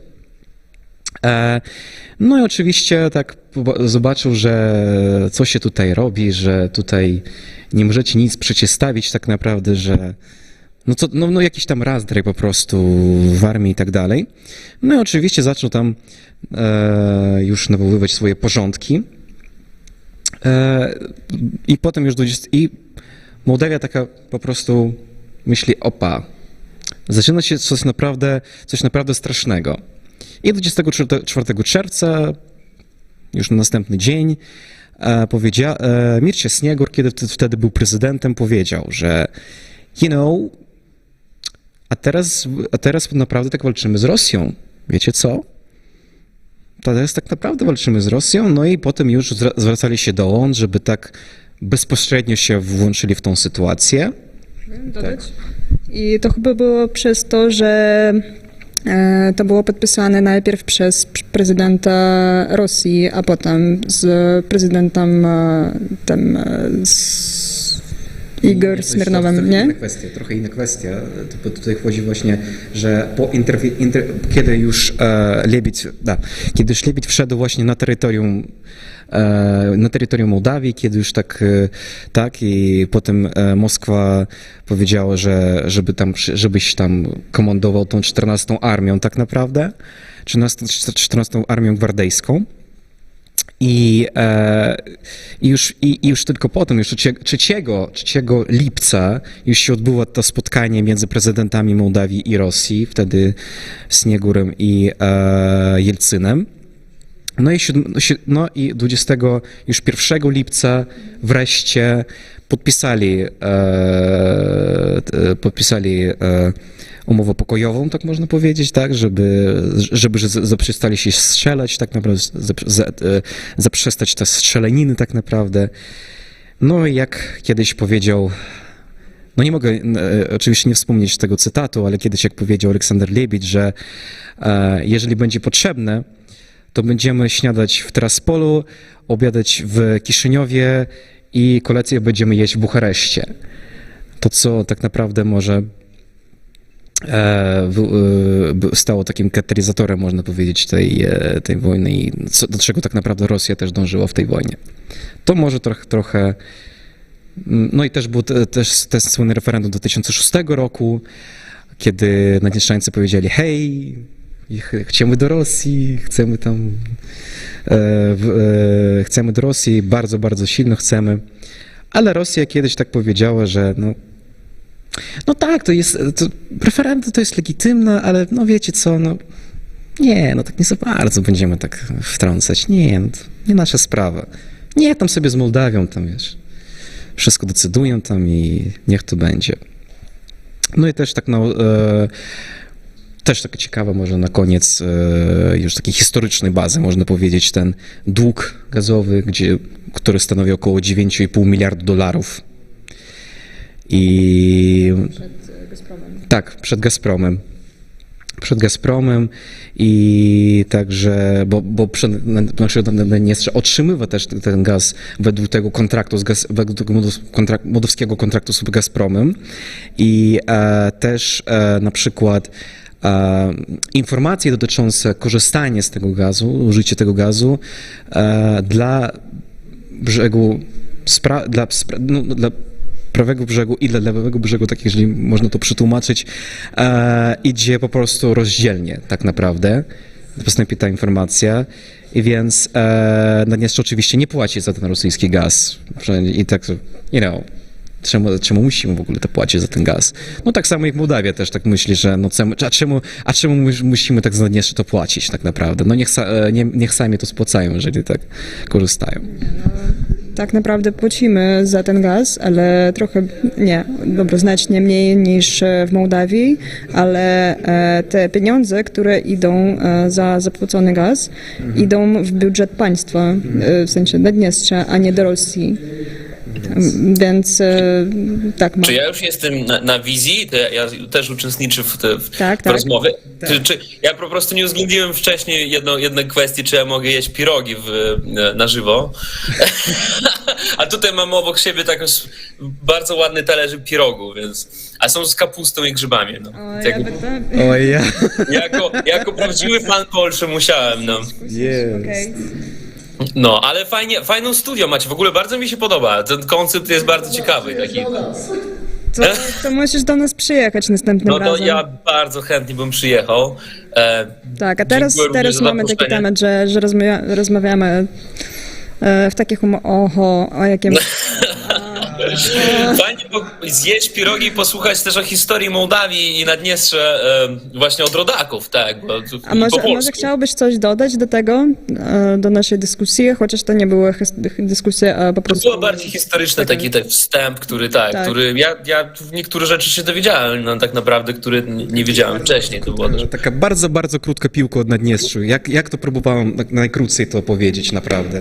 Tak, bo to jest kwestia bardziej skomplikowana niż ludziom się wydaje, bo to jest...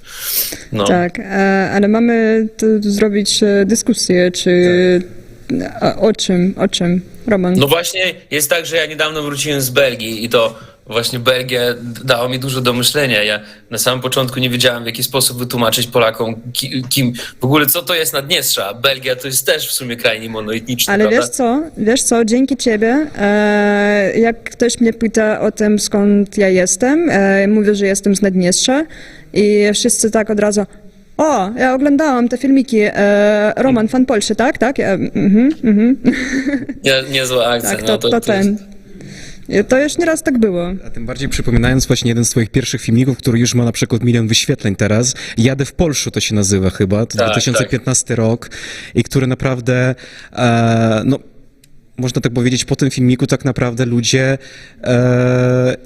a szczegółowo Polacy tak naprawdę się zaczęli się ciekawić tematem tych naddniestrzańców, że o wow, czyli osoby tam z Naddniestrza. W ogóle Mołdawii, mi się wydaje, że w ogóle nie było świadomości, no z Mołdawii to kojarzyło się tylko wino i co tam jeszcze, no to jest wino, nie, tak jakby nikt nie rozumiał co to, gdzie to. A skąd jesteś, z którego miasta, powiedz mi proszę. A ja w ogóle z Sorok jestem, to mam gdzieś 40 kilometrów, wiesz, do Naddniestrza tak naprawdę, to jest mi bliżej. Ale do Tiraspolu się nie dotarłem, no, niestety. Nie dotarłem. 4 miesiące temu byłem tam, ja w ogóle tam bardzo często bywam w Sorokach, a potem pojechałem jeszcze dalej, tak na północ. Tam jest takie miasto, które się znajduje na samej granicy z Ukrainą. Zapomniałem, czekaj. Tam jest tak ciekawie, bo tam jest taki targ. I ten targ to jest granica z Ukrainą, nie? Po prostu wychodzisz z targu i... Chyba, że mówisz o Jampolu, nie?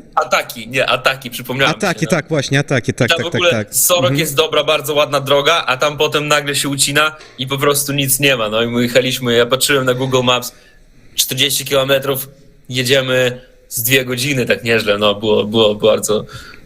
Ciekawe jak teraz, wiesz, jak teraz z Sorok do Kiszyniowa jechać, na przykład, jak mamy tam automagistralę po prostu, które wybudowali w 2015, to teraz tak prawie 2 godziny, ale po prostu bezdrogowo tak naprawdę, ekstremalnie jeździsz sobie nie, właśnie. No Sorok to teraz akurat bardzo dobra droga, ja uważam, jak na mołdawskie warunki, tylko że jedziesz przez wsi cały czas i to jest wsie.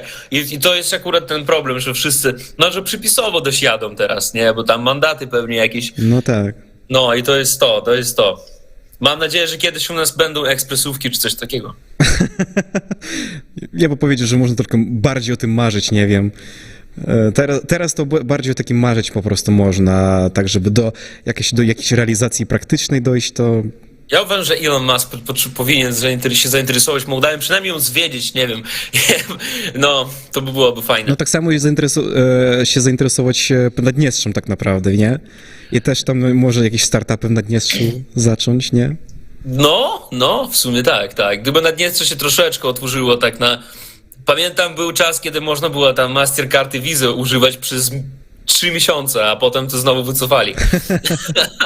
Tak, bo tam przelicznik jakiś był, oni z rosyjskimi bankami, wiecie, oni tam jakoś tam się dogadali i potem pamiętam, że ja tak w aplikacji patrzyłem, jakbym wydawał w Rosji, no a potem to wycofali znowu, bo to jest jakoś... Chyba to nie jest legalne, że na terenie Mołdawii a banku się zapisuje, że niby wydajesz pieniądze w Rosji, no to jest to. No, ale jak wam się mieszka teraz? Ile w ogóle mieszkacie? Bo ja... Ja już dawno nie mieszkam w Naddniestrzu i właśnie chciałam zapytać, czy widzisz jakąś różnicę pomiędzy tym, jak było wcześniej i jak się zaczęła wojna w Ukrainie? Czy coś się zmieniło? Bo ja na przykład wiem, że tam na razie jest stan... Niepewności, tam zawsze był stan niepewności. No nigdy tak. Nie było pewne. Ale no było tak, że na święta na przykład tego niepodległości Naddniestrza, to wcześniej to my, jak ja pracowałem jako przewodnik, to zapraszaliśmy turystów i to było takie spektakularne, tam było dużo, co można było obejrzeć, bo tam była parada wojskowa i coś takiego, to teraz to wycofali wszystko, to akurat wszystko związane, żeby nie prowokować sąsiadów po wschodniej granicy.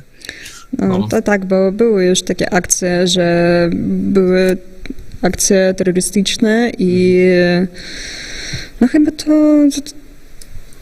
co jeszcze się zmieniło? Ty byłeś niedawno, tak? Jest, tak. Ja tam jeździłem nawet tam z powrotem tak dość często ostatnio, jakoś mi się nudziło w życiu i jechałem przez Ukrainę jeszcze. Więc nie no, tam odbierałem dokumenty, różne rzeczy załatwiałem, więc spokojnie jest. Jakby ja myślałem, że bardziej więcej paniki jest. Jechałem też z Polakami, którzy tam nie byli nigdy ani razy, to oni byli zdziwieni, że ludzie chodzą do restauracji i mają internet. No. No. Nie wiem, czy to jest dziwne. Może i dziwne, może i ciekawe tak naprawdę, ale tak by naprawdę chciałbym podejmować temat właśnie tej ciekawości do Naddniestrza, bo tak naprawdę właśnie, jak powiedziałem wcześniej, po twoich filmikach i właśnie po tych nagraniach kanału Bez Planu, tak naprawdę właśnie po niejednorazowych, ja bym powiedział, bo naprawdę przez lata poświęcili nawet taki cały cykl o Naddniestrzu i właśnie o tej, co mi się najbardziej spodobało, to właśnie ta impreza na wsi na przykład. Ten można legendarny filmik, można powiedzieć. No i on rzeczywiście tak, jak tam też oprowadziłeś ich i po Tiraspolu, i po Benderam i tak naprawdę i właśnie jak się zaczyna się twój filmik o imprezie, że kiedyś tam pytałeś, nie wiem, kogoś tam z biura migracji, tam, że потому что поляки или что? Вот. Właśnie. O, mi się podoba, że w tle teraz lecą moje filmy. W ogóle to jest najciekawsze. To jest bardzo... Tak. Bardzo fajny koncept. Tak, to była bardzo długa podróż.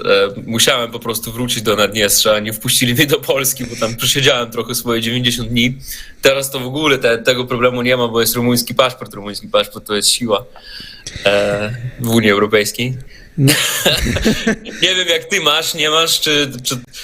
Niestety nie mam, niestety nie zdążyli mi go zrobić w odpowiednim czasie. To jest najgorsze, tak. Tak, to jest naprawdę, to jest najgorsze. Albo najgorsze jest tak, jak już wszystko masz, a na przykład jakichś tam egzaminów na jakimś kroku po prostu jakieś błędy językowe popełniałem, w nazwisku nie tak zapisułem. Ja mam takie przypadki, że na jakimś po prostu etapie, nie, komuś nie zrobili rumuńskiego paszportu, a czekał 4 lata. Żeby być Europejczykiem. O tak, właśnie. No ale teraz już jestem w Polsce i tak naprawdę też chciałem to podkreślić, że dzięki właśnie twojemu kanału bardziej tak zainspirowało mnie uczenie języka polskiego, bo z tego co wiem, ty sam właśnie nauczyłeś języka polskiego bez żadnych kursów, bez tego, żeby na przykład bez tego, żeby chodzić na jakieś kursy językowe tak naprawdę, po prostu w konwersacjach, w przyjacielstwach tak naprawdę i tak dalej.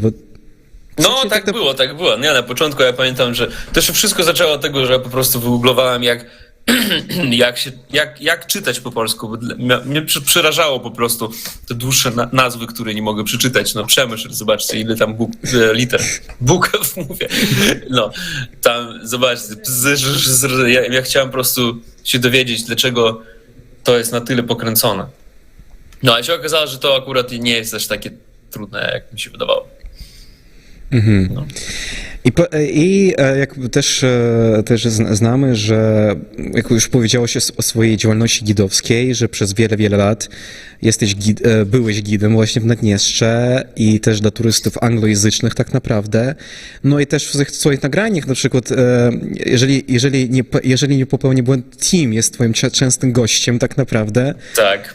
I czy on teraz naprawdę mieszka w Naddniestrzu? Bo tak mi się cały czas. Amerykanin, który mieszka na Naddniestrzu i on...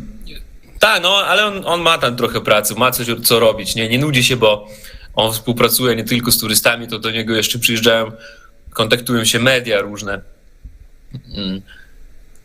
Ja zapomniałem, ale no niektórzy, nie wiem, Francuzi na przykład, ostatnio Francuz przyjeżdżał, robił dokument o Naddniestrzu. Więc tak jakby w takiej dziedzinie jest praca, ponieważ tam po prostu nie ma konkurencji. I ludzie ufają takiemu Amerykaninowi, który tam jest na miejscu, może się dogadać z innymi ludźmi i może oprowadzić wszystkich, gdzie trzeba. Po prostu trzeba się zgłosić. No? To jest właśnie to. Mhm. No i teraz chciałem was obu zapytać właśnie tak, tym bardziej, kiedy mam taką teraz okazję jako ludzi z Naddniestrza tak naprawdę. Bo kiedyś ty właśnie powiedziałeś w jednym z wywiadów, że Naddniestrze to kraj, w którym niczego nie można planować. tak naprawdę. Jak wy się dostosuje, no, co myślicie na ten temat? Ja później zrozumiałem, że po prostu mam taką osobowość, że ja nawet w Polsce nie mogę nic planować. To jest gorszy problem niż się urodzić w Naddniestrzu. No, ale w Naddniestrzu jest dość spontaniczne życie, no, to jest jakby południowe. Sam rozumiesz, tak? Że im bardziej na południe, tym więcej spontanu w życiu, nie wiem. Im mniej poukładane to życie jest. Ja ze swojej strony mogę powiedzieć, że było tak, że dawało się coś zaplanować, ale chyba gdzieś w 2020, może pamiętasz, kiedy zamknął się klub numer 19? Kiedy... To ta pozarządowa organizacja, tak? Tak, no, tak. To było dobre. Ja byłam też w takiej pozarządowej organizacji tylko w Benderach i my też robiliśmy różne rzeczy i dostawaliśmy pieniądze na to przez fundacje europejskie i różne organizacje i po prostu robiliśmy różne pokazy, jarmark, eko, nawet ten festiwal kina dokumentalnego Czesnok, jak pamiętasz? Pamiętam. W pierwszym byłem jako wolontariusz, tak. Tak, ja też byłam. No i rozdawałem kanapki, zachęcałem ludzi. Mhm. No. Jakby dawało się coś planować, ale w tym momencie już wszystko było zamknięte. Ale to zawsze tam, nawet w tamtym momencie to się zdarzało z utrudnieniami, na przykład tam w jakieś kinie, na przykład w Benderach to nie ma problemu, można było robić w tym mniejszym mieście, a na przykład w Tyraspolu w kinie odmówili, nie? Wiecie, tak powiem, że byłam wolontariuszką w ostatni rok, kiedy... To tak, to tam już bardziej dogadane mieliśmy być tam w tym kinie w Benderach, ale po prostu uznałam, że za dzień przed, powiem tak, premierą, jakby przed pierwszym dniem, byłam w kinie i tam powiedzieli, że nic o tym nie wiedzą, po prostu w ogóle. O, nieźle. No. A wy byliście już dogadani wcześniej? No, w sensie ja tak, ale ja tam mało co robiłam. Po prostu roznosiłam ulotki dzień przed i tak sobie pomyślałam, że wczoraj byłem w kinie i nic tam nie było. No, trzeba jakoś tak coś tam dołożyć. I właśnie przychodzę, mówię tak do kobiety za kasą, że mamy jutro festiwal, a ona tak, jaki festiwal? Ja nic o tym nie wiem. No i potem po prostu przynieśliśmy to do Kiszyniowa. Mhm. No jakby tak. No i to można też powiedzieć, że w Białorusi też się zaczęło w 2020 takie, jak to powiedzieć, no takie ruchy, tak, że po prostu władza ściskała jakby ręce na takiej wolności. No i tak samo u nas się stało, że pozamykano było dużo takich organizacji i no i właśnie teraz też mogę powiedzieć, że w Naddniestrzu nie da się nic zaplanować, coś takiego. Teraz tam już nie ma co planować, tam już młodzież, tak. Tam już dużo młodzieży wyjechało po prostu. Z mojej klasy wyjechało 15 ludzi po prostu. Okay. I ciekawe jest to, że połowa wyjechała do Rosji. Jedna dziewczyna do Odessy, ja do Polski i reszta została w Mołdawii i w Naddniestrzu. Tak jest. Jakby tam pół na pół.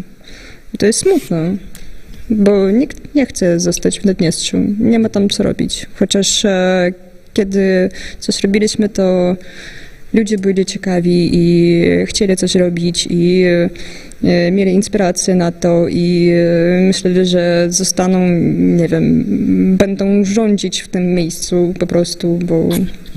Tak, wydaje mi się, że ta kwestia tego nowego pokolenia, oni nawet inaczej jakoś rozmawiają, inaczej ze sobą się czują. No, tam była taka społeczność, która się zaczynała, ale to po prostu ta impreza, którą jakby zorganizowaliśmy, to po prostu było już taką kropką, taką, że naprawdę młodzież już się posypało, bo pamiętasz tę imprezę, kiedy przyjechał Oman, tak? I Ja zatrzymał. pamiętam, ja bardzo dobrze pamiętam, bo ten akurat reportaż robił mój odnoklaśnik. A, okej, no. Jaki ziomek, to łoch obyczny prosto. Okej.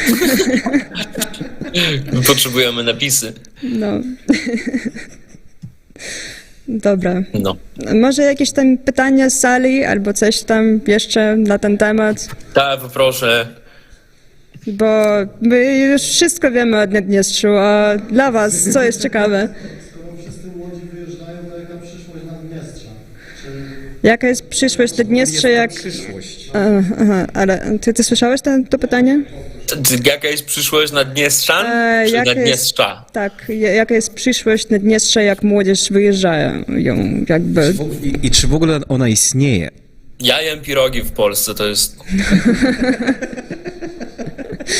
No i tyle, jakby ja też chyba pójdę sobie do domu i zrobię sobie pierogi. Bardzo Ja polecam, też bardzo mam polecam. tam Ale zamrażarce. nie, no tam jest bardzo, nie można uogólniać, bo tam jest bardzo różnorodny, nie? No tam ktoś ma też inny start, też nie można powiedzieć, że tam wszyscy na Naddniestrzu są mega biedni, tam po prostu jest ogromny procent tych biednych ludzi, ale są bardzo bogaci też, więc no... Chociaż mogę powiedzieć, że zobaczyłam taką tendencję, kiedy byłam, albo może to przez to, że jestem z Bender i jakby to po innej stronie Dniestra i jakby to bliżej do Mołdawii, jakby Bendery są otoczeni Mołdawią i tam ja częściej słyszałam język mołdawski, w sensie... A to fakt, tak, bo Bendery, no to Tigina, to była Rumunia, prawda? Tak, a kiedy ale było, to nie było nawet...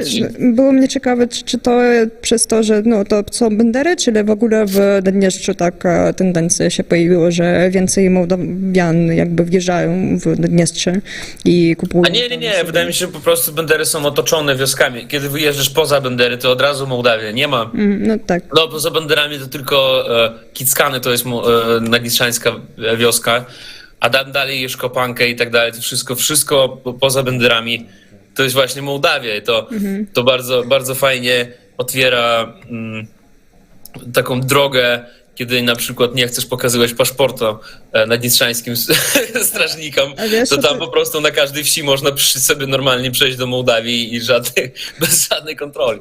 A słyszałeś o takiej dzielnicy Bender, że musisz, żeby tam dostać, musisz przyjechać przez Mołdawię, czyli przez Warnicę, żeby dostać do dzielnicy, która się nazywa Sewernej. Tak, to jest w ogóle, to jest taka wyspa, to jest taki Kaliningrad Mołdawii. Tak, to po prostu musisz mieć paszport, żeby tam przejechać po prostu. Tak. A to jest w ogóle ciekawe, bo wcześniej pamiętam, że już miejscowych nikt nie sprawdzał. Tam pamiętam, że 7 jechała, albo 9. Jest 7 czy 7, tak? 7. Tak, i ona jechała normalnie przez granicę i nawet się nie zatrzymywała na granicy. Nadal jest tak na przykład, że pamiętam, że nikt nie wychodził, nie pokazywał paszportu, wyrywkowo. A tak to ludzie, którzy tam byli w tych... Byłam tam latem i mogę powiedzieć, że sprawdzałem tam paszporty. Wrócili teraz, tak, po COVID-zie jakoś wrócili. Albo a ja i tak wcześniej nawet, przed COVID-em, ja pamiętam, że jechałem rowerem i po prostu się rozpędziłem i przyjechałem granicy, nic nikt nie powiedział. A wcześniej tak pamiętam, jeden ze swoich nagrań ty pokazywałeś właśnie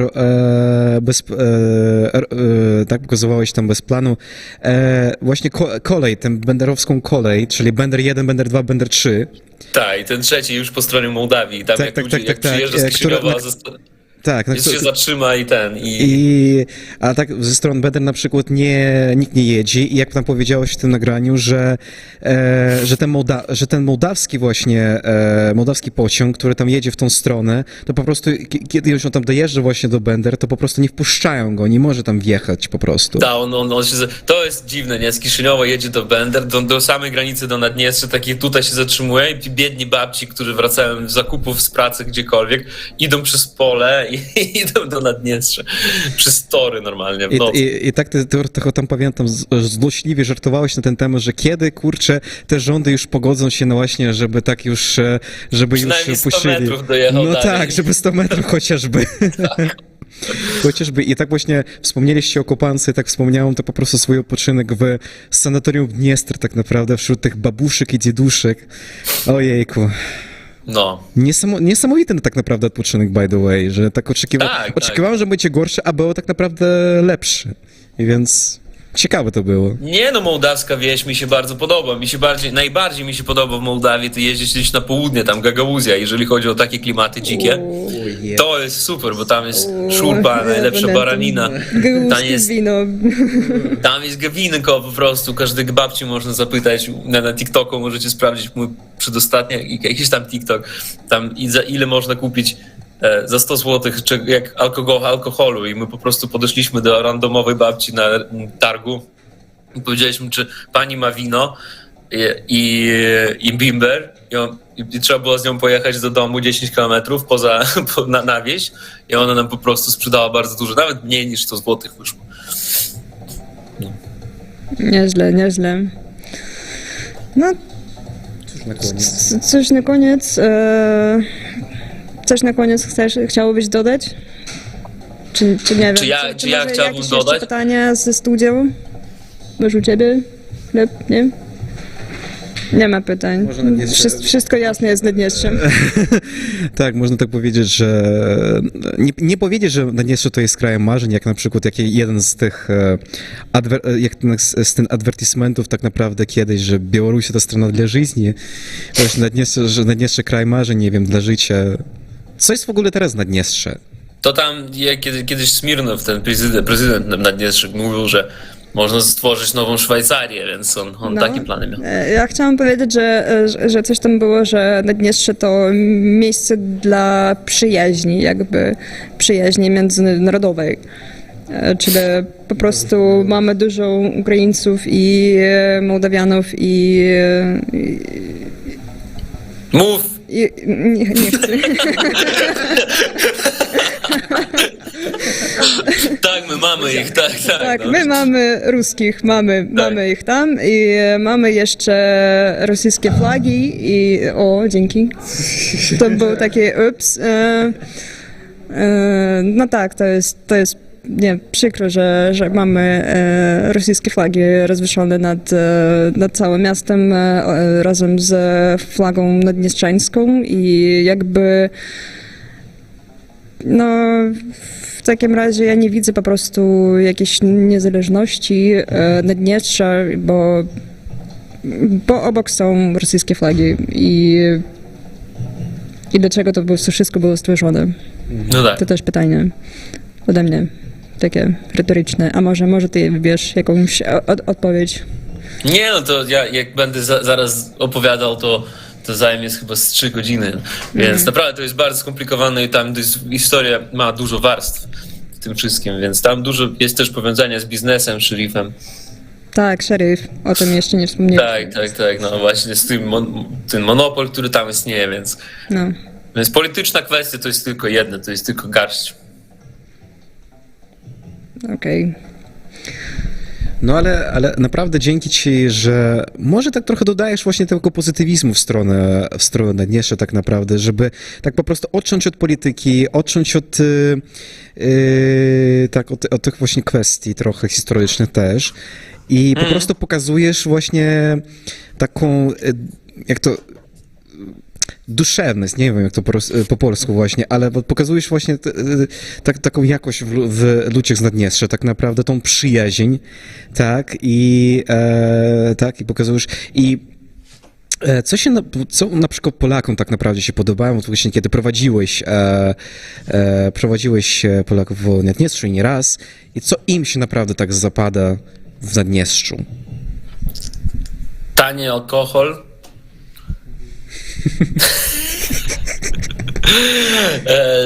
Tańsze, oczywiście, same ceny, potem ten efekt tego, czego się spodziewasz, przyjeżdżasz, a się okazuje, że to jest o wiele lepsze niż oni się spodziewali. No, to jest też taki efekt, który zawsze działał. No, turyści przyjeżdżali tam, myśleli, że oni jadą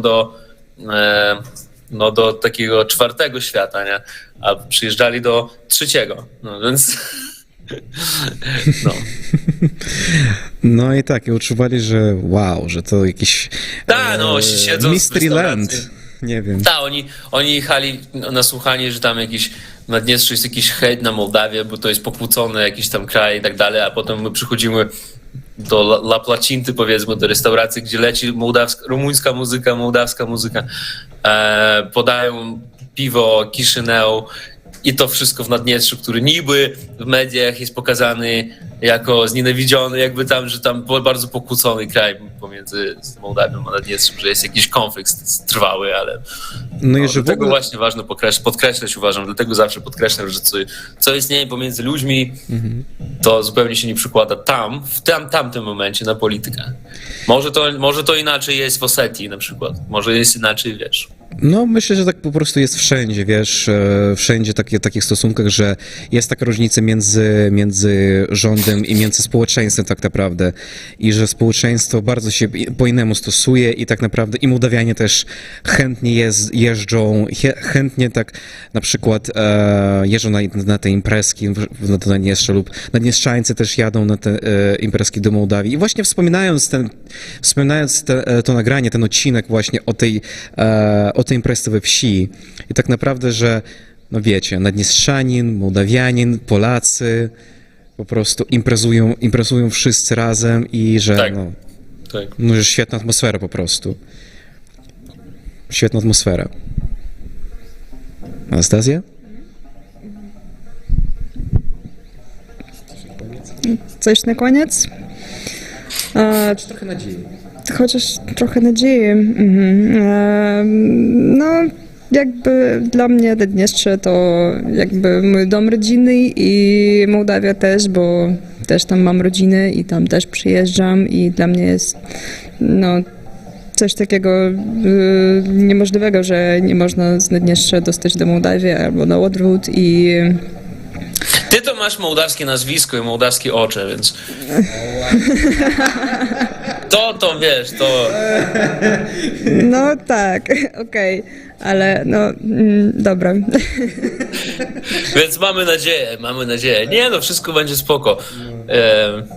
Tak mi się przynajmniej wydaje. Przynajmniej ta neutralność, która się zachowuje tam teraz, w danym momencie, bo ja myślałem, że to wybuchnie wcześniej, na samym początku wojny, troszeczkę się obawiałem, to wszystko jakby pozostało tak, jak jest, tak? Ten szeryf trochę lawiruje i tam, on próbuje być i zostać jeszcze handel, hajsy powinien się jakby zgadzać, więc nadal ma jakieś tam, handluje z Ukrainą.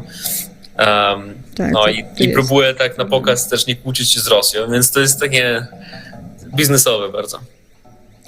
Dobra, to co można powiedzieć na koniec? Dziękuję Cię bardzo. Dziękuję Wam również. I zapraszam na naszą studię. Super, przyjadę. Jak będę tylko jak będę w Krakowie, jak trochę... Nie przyjeżdżaj bez pirogów, proszę bardzo. Dobra. Mam tu swoje pierogi, zostaw. Tylko, że ja sam będę robił w takim razie, tak? Okej, to dziękuję wszystkim. Dzięki również. За то, что jesteście z nami. Za to, что. Fajnie. Rus Polish. Da, mulțumesc că sunteți cu noi. Właśnie. Mulțumesc. Merci mult. La rivedere. Pa, pa. Pa. To było fajnie. Dzięki wszystkim. Jestem takiego samego zdania. Było fajnie, naprawdę. Dziękuję wszystkim. Było bardzo, bardzo fajnie.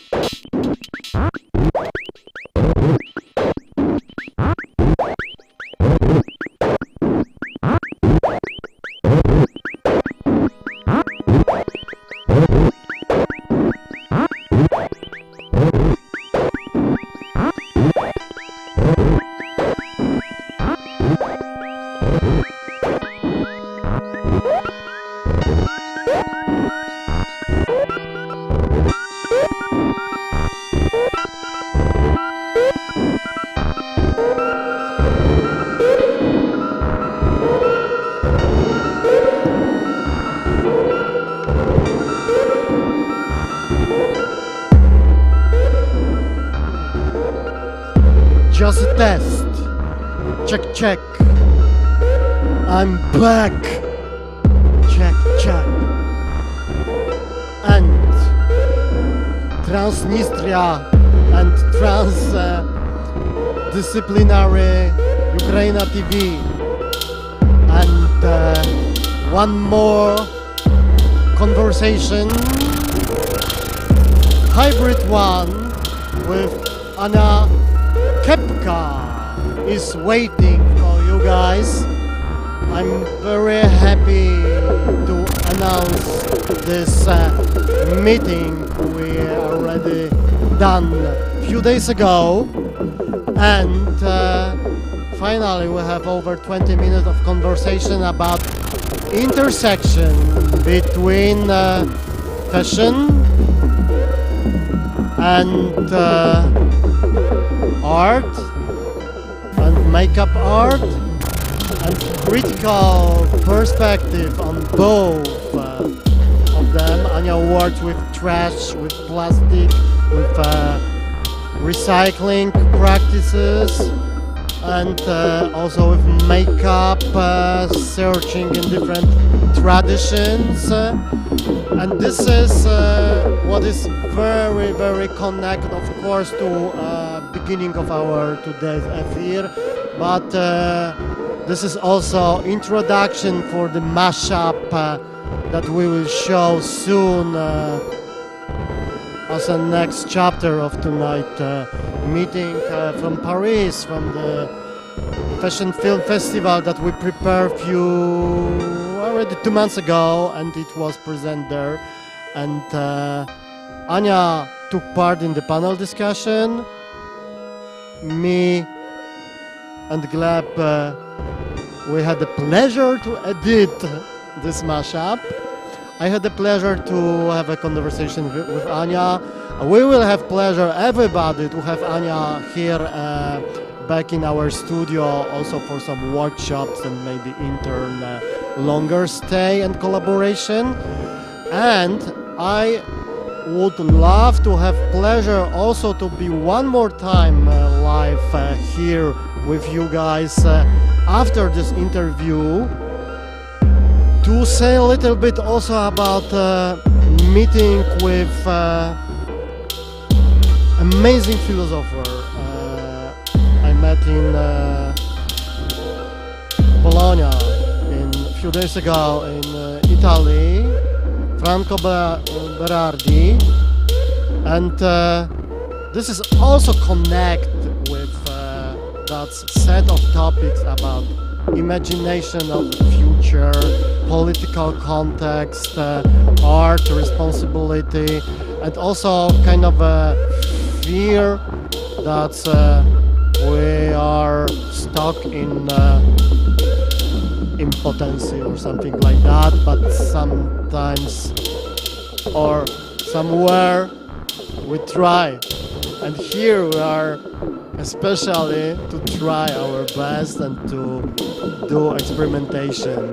Next year will be especially the experimental hybrid meeting with our partners in Amsterdam and I hope also in Kyiv. And there will be like a live mashup, jam, audiovisual event.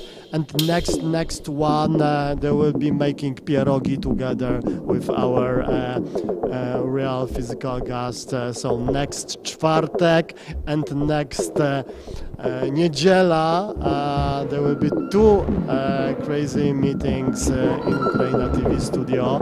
And next 4 minutes, we are talking with Ania Kepka, and stay with us. See ya. Welcome to our hybrid reality.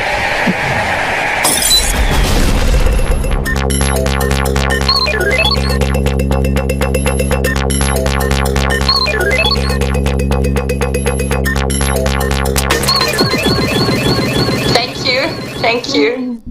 Here we are now. That's me and Ania Kepka. Hey. Okay, so we can start. We are starting? Did we start already? Okay, so here we are now, UKRAiNATV in very, very hybrid way. And there is a special guest, Ania Kepka, in a hybrid way with us here, next to me. How are you? I'm good, I'm very good. It's quite cold in Copenhagen and it's the middle of exam times, but I'm happy to be with you. We are also very happy, and soon we will be also here one more time together in our studio. That's you are going back to Krakow, back to us. Yes. Yes. This is what I want to say at the beginning. Yeah, that it's like our first conversation as an interview, officially as a part of FIR to UKRAiNATV. But you used to visit our studio a few times to taking part in also classes, workshops, or being like a supervisor in a way, and I hope also we will have occasion to continue this and develop and so on and so on. But first, I would like to ask you also about the experience a few weeks ago in Paris. You took part in the panel discussion. It was an invitation directly from Alex Murray-Leslie, and there was a part of a shaded view on fashion film, the first media and the first fashion film festival in the world, in a way, and also Julia Timis took part in this from our team, and also in the background there was a show premiere in a way, our mashup from collaborative project between UKRAiNATV, Chicks on Speed, and also your participation, and Julia and other people and other crazy activities in the intersection of fashion, art, performance, and let's have a short conversation about this, and let's start with this experience, this panel discussion, what it was about, how did you feel it, how it was. So this is my second time at the Fashion Film Festival.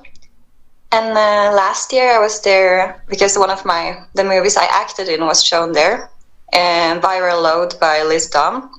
But this year I came as a member of the panel discussion. The other were Alex Murray-Leslie, who used to be my supervisor when I was studying at Academy of Fine Arts. That's kind of how I'm connected to her. And now we're like collaborators. And then there was Kathy Glass, who's a fashion designer who works a lot with Chicks on Speed and has been very involved in this project. And it was Julia Timis, who's a member of UKRAiNATV, and what do you call it? And there was David Herman, who was supervising the panel talk. He's a part of the committee of the festival, and he's also a professor at Institut Français de la Mode, a fashion school in Paris.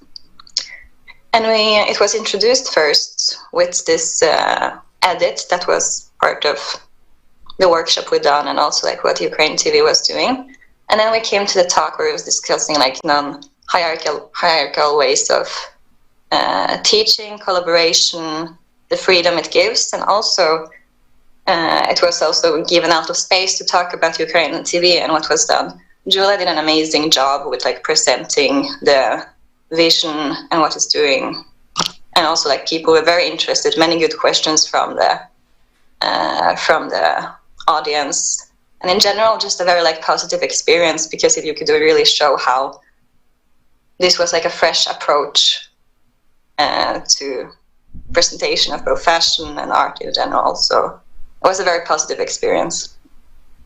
Wow, nice to hear also about this. And I think from our position, this intersection between fashion and art is something that we try to deal daily, but we're not really, it's not like a, maybe it's not the main field of our activities, but for you it is, and also for a person you met and you had this discussion. How you find this intersection? What is the most inspiring for both sides, for you personally, from that both fields? I mean, like, my background is in fashion, started like 10 years ago. When I was living in Tokyo and I was working as a model in this agency. And through that, I met a lot of creatives, and I worked at first in a very experimental field of fashion, which was not so much about the commercial aspect, about selling, but most about like experimenting with different ways of expression on the body. Because like the thing about fashion is it always exists on the body. It can't really like exist outside of that and it becomes something else than fashion. So my entrance to fashion was with this experimental way: photography, film, makeup, clothes that was built directly on the body as, you know, the shoot went on and stuff. And then it turned into more like that gave me tools of expression, and just I saw like the potential that can happen. But of course, like, we are always in fashion unless we're naked. Like, clothes is always a way. We are just like, we are forced to wear it. We're forced to express ourselves all the time. And when I work with performance, this obviously, with my experience and everything, came up, and I saw like how closely connected they are. And I don't, like, it's a very difficult question actually, because in one way, yes, fashion and art are separate, but in the same time, they're very closely knitted. So for me personally, I don't really see, it just comes up so naturally while I work that it comes because of my experience. So, and also like like I said, every time you have a person, there's this form of expression that comes from fashion, and then it's just like, it's there, and you can choose or not if you want to focus on it. Yeah, it sounds so organic, and there is a term, critical fashion design, that Katy Glass use, and also Alex. Are you familiar with this? It's like you treat yourself also as a part of this kind of thinking about fashion design, and also in this critical way. So what I do is I make clothes from found trash, mostly plastic, because plastic is one of the worst enemies of the ecosystem at the moment. And actually the reason I started to work with trash was last year when I came back from Paris. I was very inspired to make clothes, and I wanted to make clothes, but I didn't have the means to buy materials to experiment with the way I wanted. And plastic is it's free, it's everywhere. And I just like found in the nature like huge like pieces of plastic and started doing with them. And I found like both the like materiality and how easy it is achieved gave it meaning to do more of it. And then it started like to make these clothes from it. And it's called Viva Trash, because like plastic is something that's not easily broken down in nature. It lasts forever. So instead of, and we have this like, there's also like this circle of plastic that's not fulfilled. You have like, you make plastic from scratch, and then you use it, and then it's like trash. But then like from the trash part to like new plastic, and it's like, it's not existing yet. It just goes and it becomes trash, and you don't want it, and you put it outside.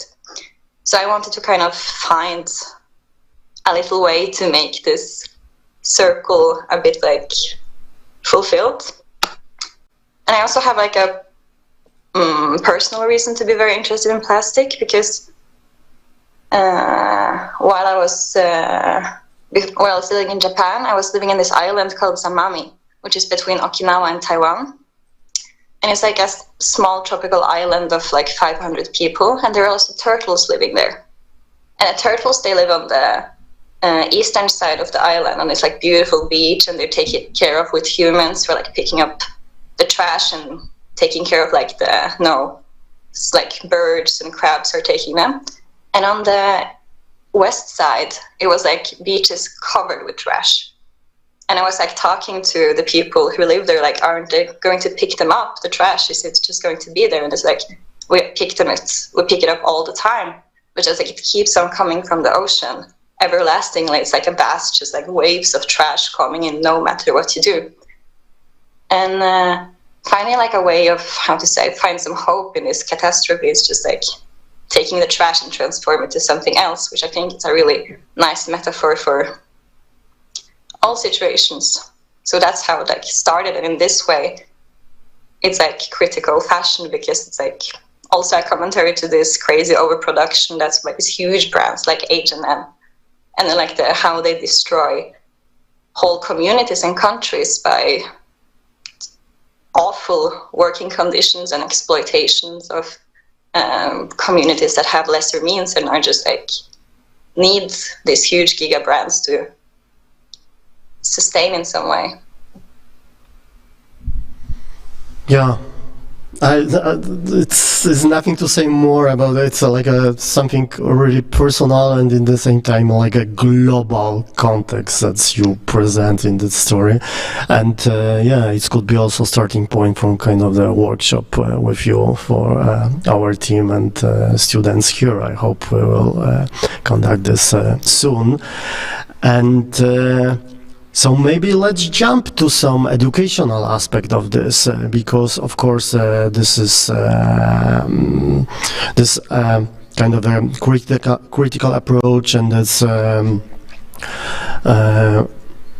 of a activistic aspect. It's very important itself, but still I think there is a field to work in the processual way with long-term educations, with that upcycling, recycling aspect, the circulations also as a method, and also about this kind of the movement from the mainstream art practices like painting, sculpture, so on, and to maybe to something what you propose, to work with fashion, to work with nail art, to work with makeup art. This is like a next things I would like to ask you about. That's experiences, and that's yeah, that's intersection between your art experience and education that I know you start in. That's like, yeah. Fashion? Like my art education? Yes. No, it's more about your teaching. Oh yeah, my teaching. Sorry, I was confused. Yeah, so right now I've had teaching at this course called Electronic Media at Trondheim Academy of Fine Arts, where I graduated. So I'm part of this team with Alex Murray Leslie, Cathy Glass, and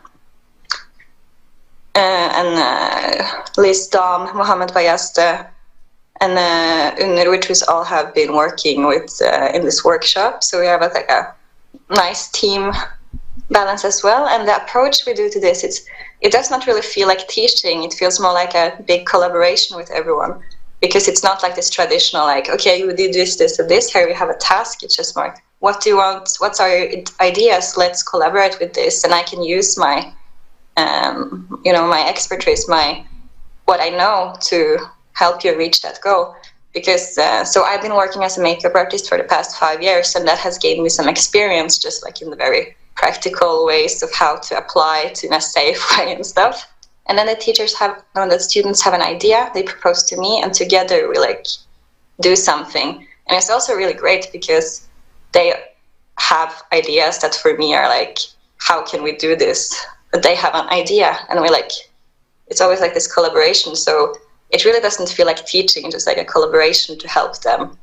And for me as well to make a product together. So it's like, And this whole approach is like non-hierarchical teaching, and this kind of freedom aspect that comes with it is absolutely a very new experience, like different from many ways of teaching, especially like in the field of makeup, which is very still new in this artistic space.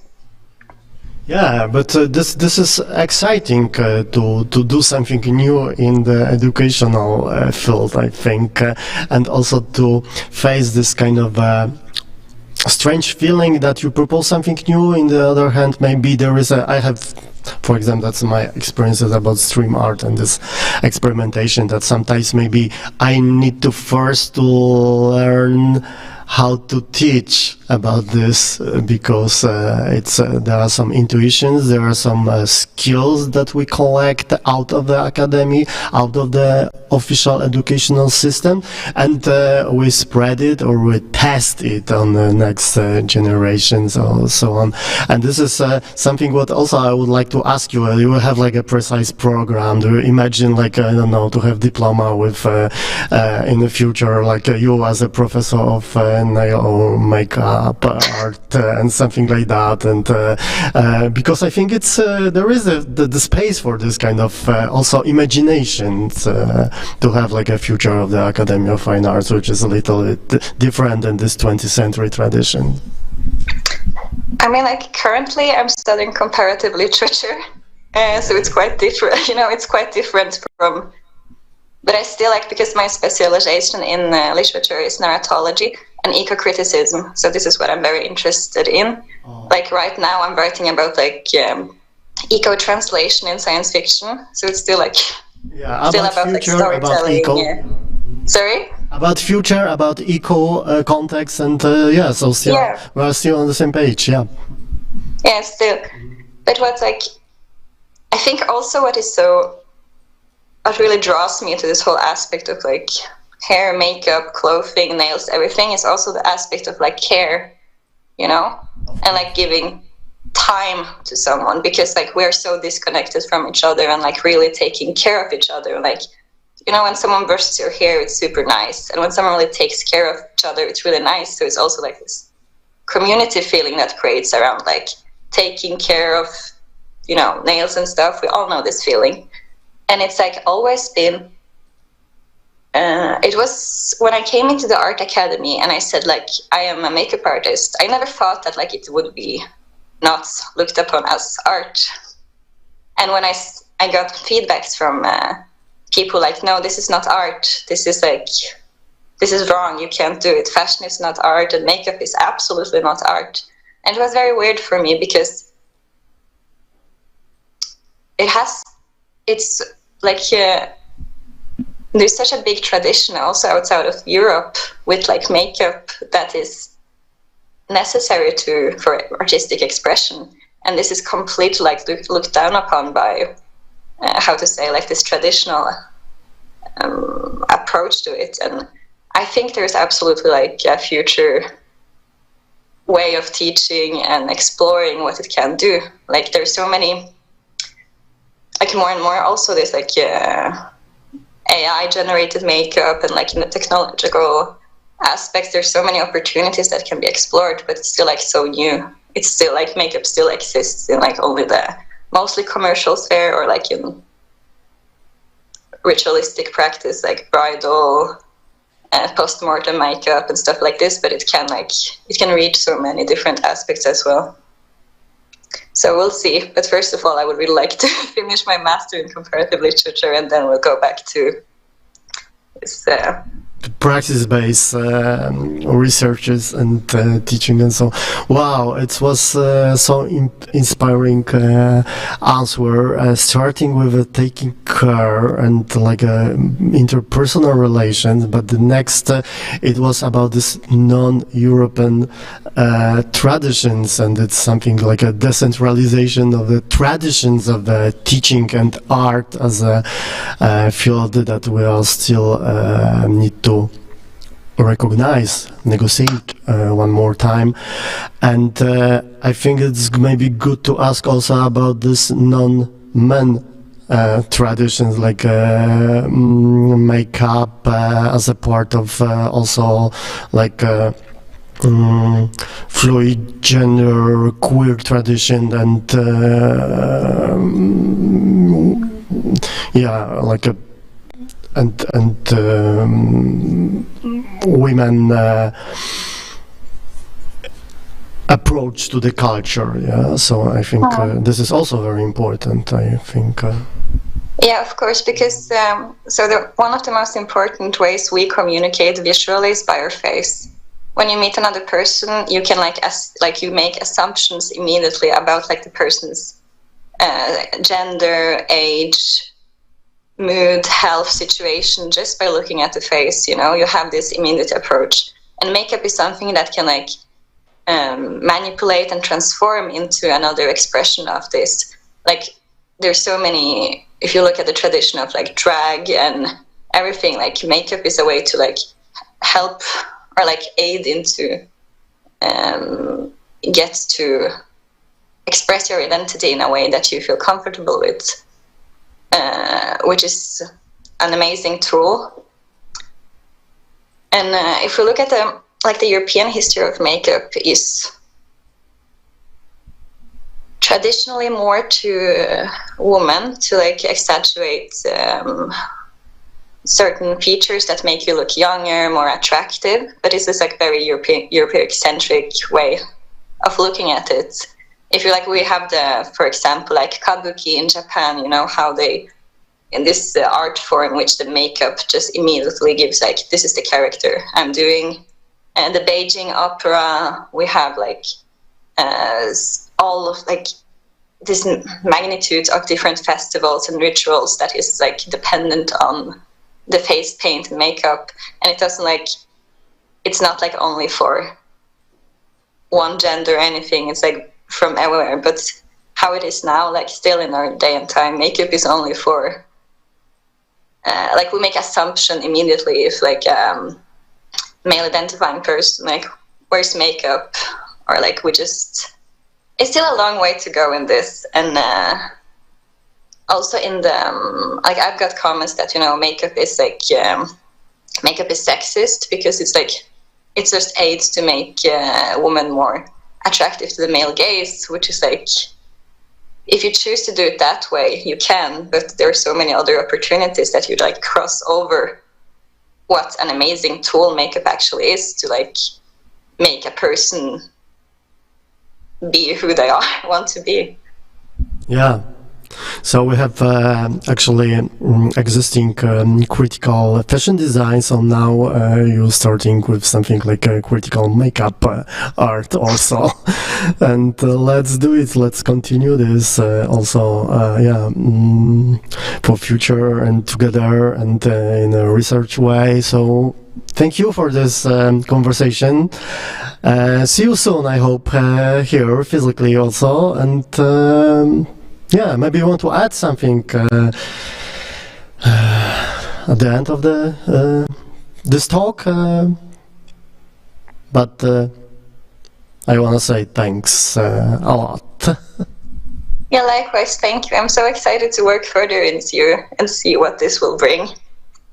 We'll be very excited to see you all in Krakow as well very soon. Will be, absolutely. See ya. Bye-bye.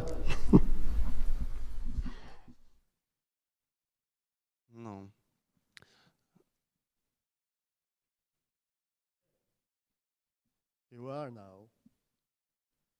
Dzięki, Ania, jeszcze raz. Przeszedłem do granic rzeczywistości.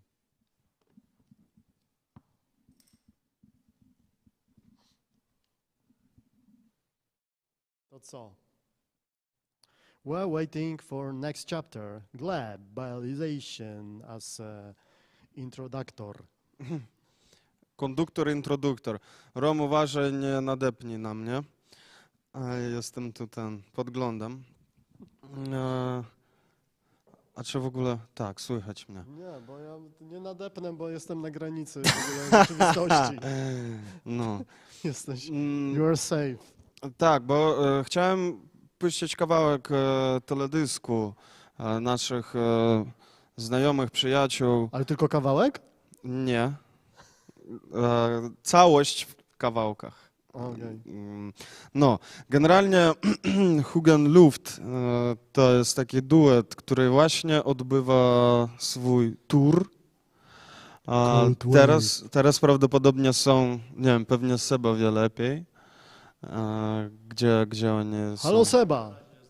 Oni na razie w Berlinie i właśnie ziomek teraz ogląda ich koncert. Pozdrawiamy Oni Berlin. Teraz właśnie w tej chwili mają koncert. Aha, czyli Hugen Luft teraz mają występ. Super, no to właśnie do tej okazji chciałem pokazać. Kilka dni temu teledysk się pojawił w brzegach YouTube'owych, który się nazywa New World Like No Other.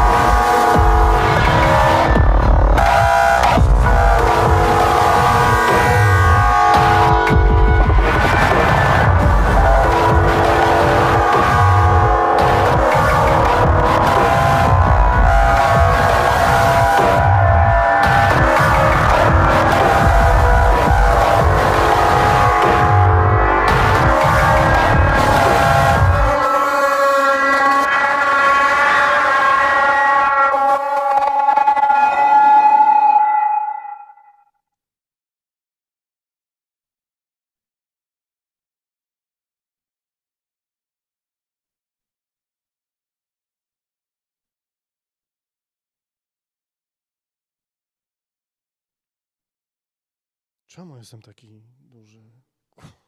Ja nie chcę być taki duży. Naprawdę? Really?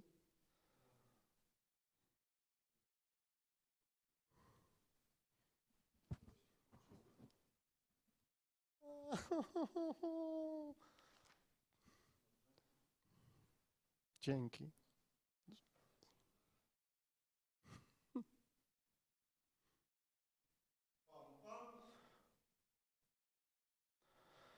Okej.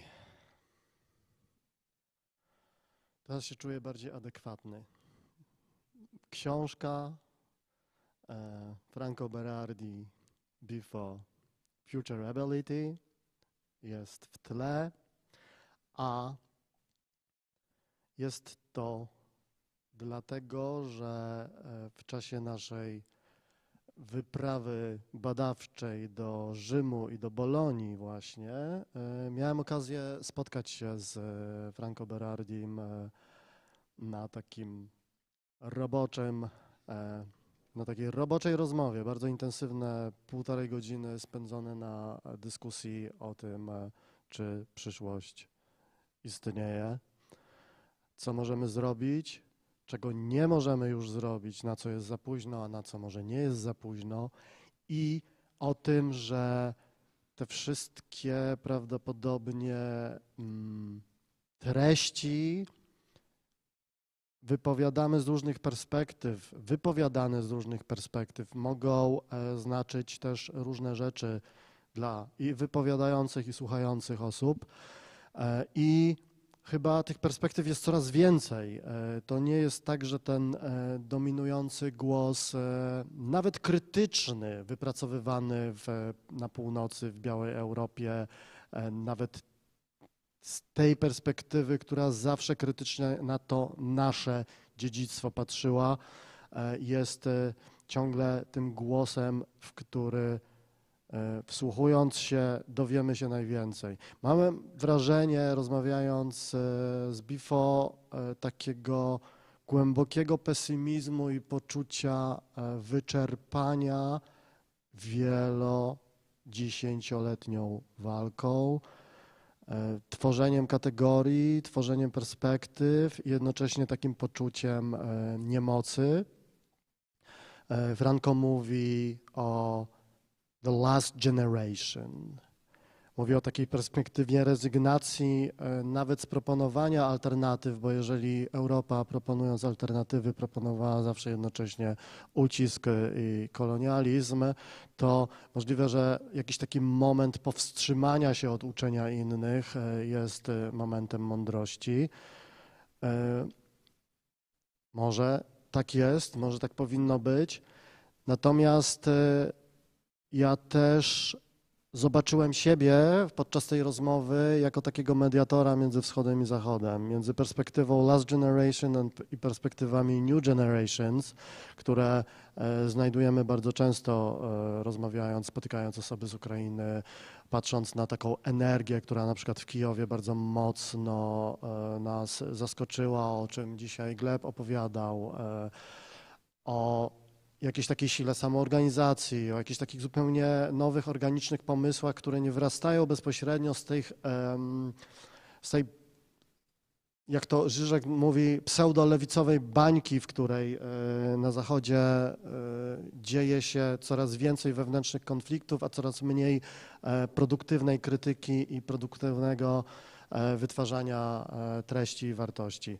Future ability to jest taka kategoria, którą Franco Berardi proponuje po to, żeby jeszcze raz spróbować, żeby pomyśleć jednak o możliwości pomyślenia przyszłości, która z perspektywy zachodniego myślenia, zachodnich tradycji krytycznych i zachodnich narracji, też literackich, na przykład science fiction i tak dalej, jest bardzo trudna, bardzo kłopotliwa. Natomiast my tutaj, bliżej linii frontu, bardziej w jakimś takim gorącym obszarze, w którym konflikty, napięcia i bardzo różne perspektywy spojrzenia na codzienność zmuszają nas, nie wiem, do większej wrażliwości, do większego też jakiegoś takiego intelektualnego wysiłku prawdopodobnie na co dzień i szukania zupełnie nowych kategorii, zupełnie nowych języków, zupełnie nowych narracji, no wydaje się czymś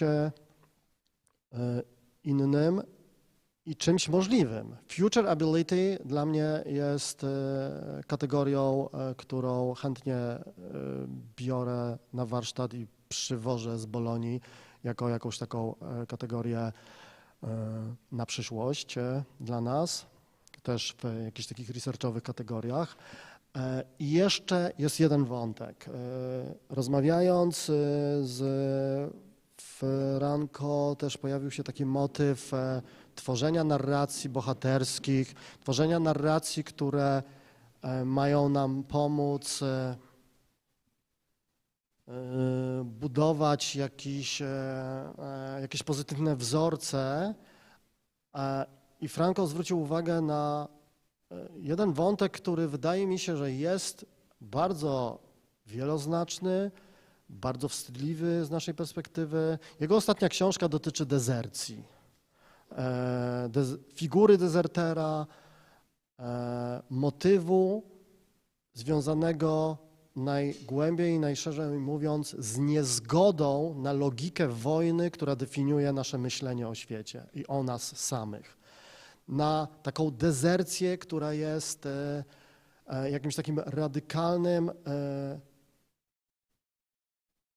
głosem sprzeciwu przeciwko temu, że wojna staje się w naszych czasach pewnego rodzaju normalnością.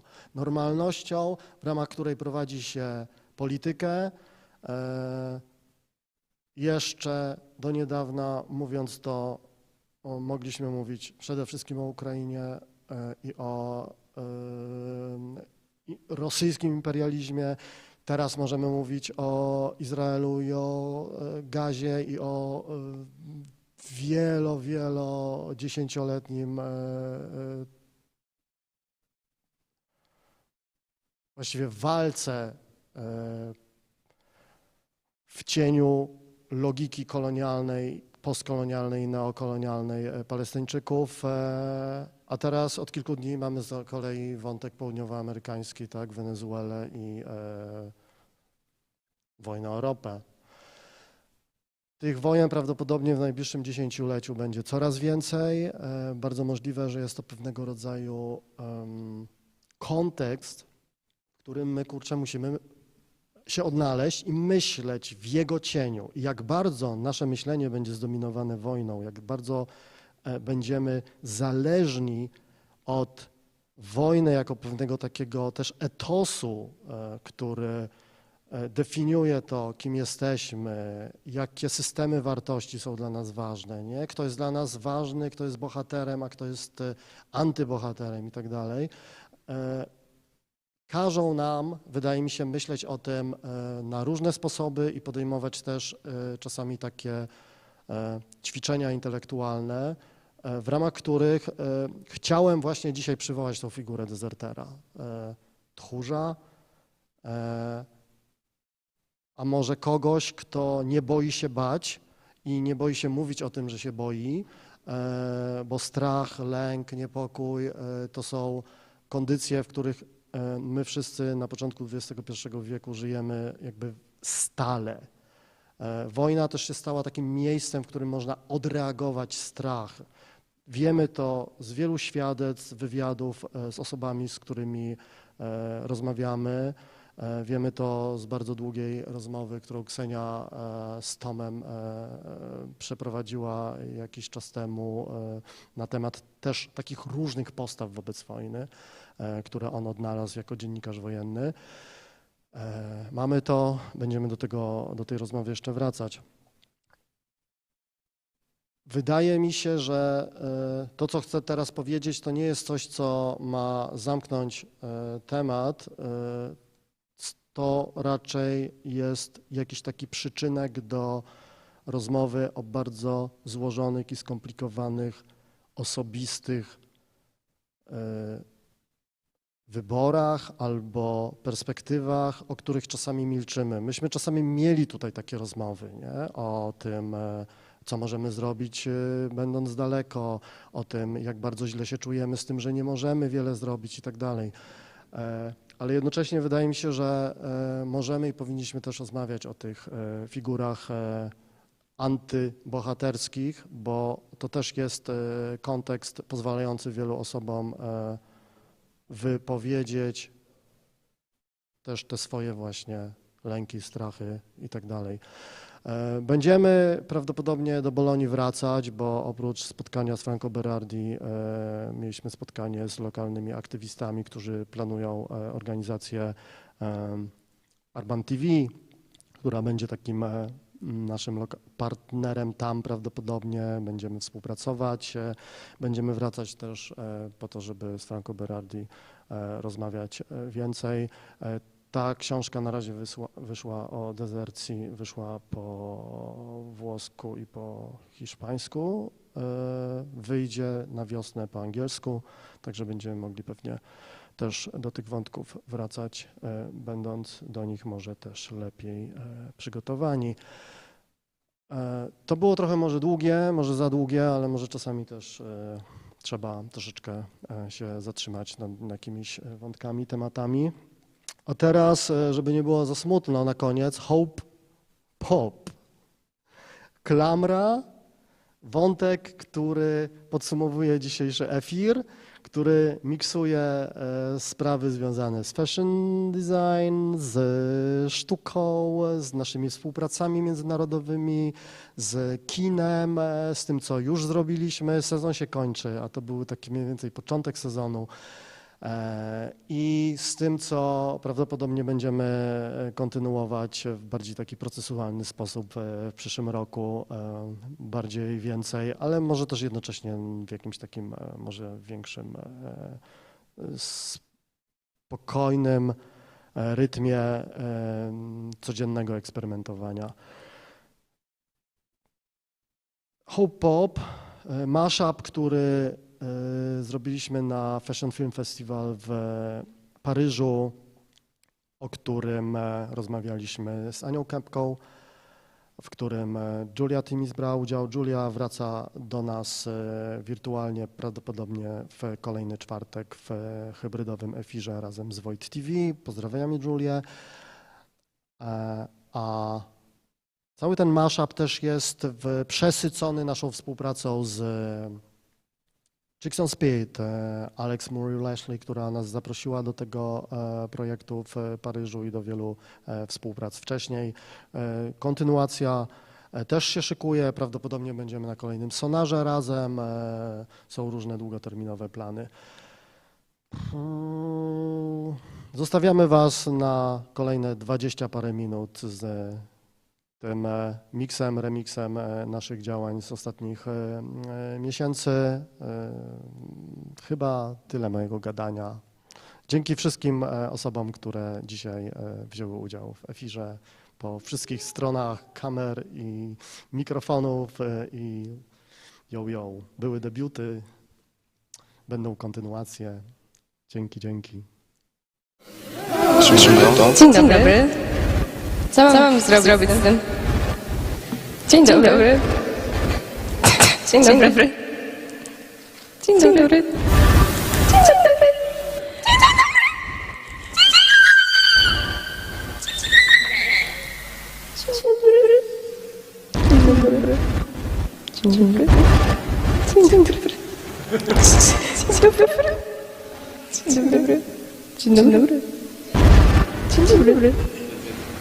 Dzień dobry. Dzień dobry. Dzień dobry. Dzień dobry. Dzień dobry. Dzień dobry. Dzień dobry.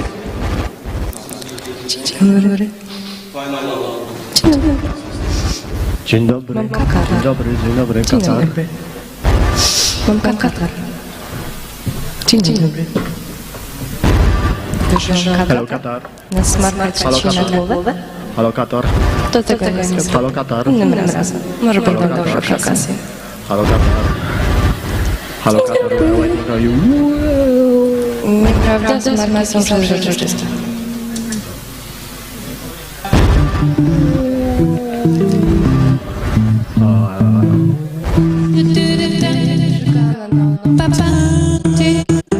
With the music louder, please. To słaba. Music a little louder.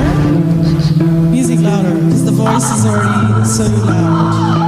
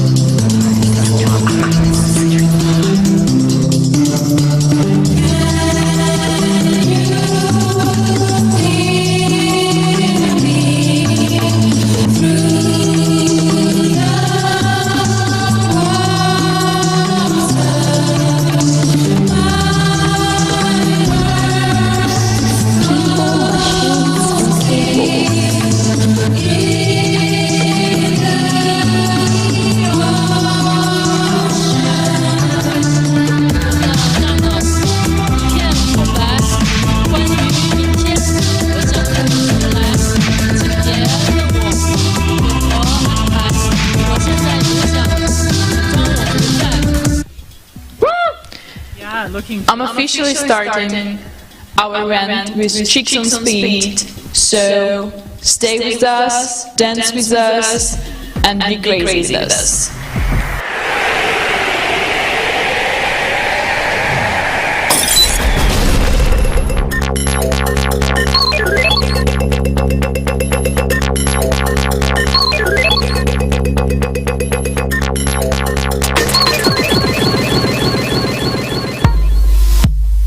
This is what UKRAiNATV shows, is the power of doing things together.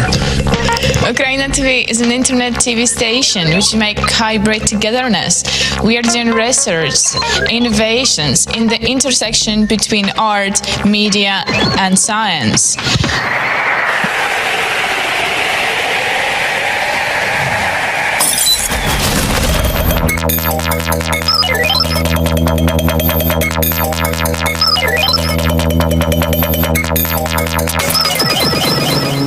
There is a streamer studio in Krakow, working well and daily. There is the Void in Amsterdam, and the goal of the project is to have a long-term collaboration with people in Kiev and to have a studio in Kiev, and then we have a model of the network. Well, I should also say that we do it with politics of solidarity in the shadow of full Russian invasion on the Ukraine.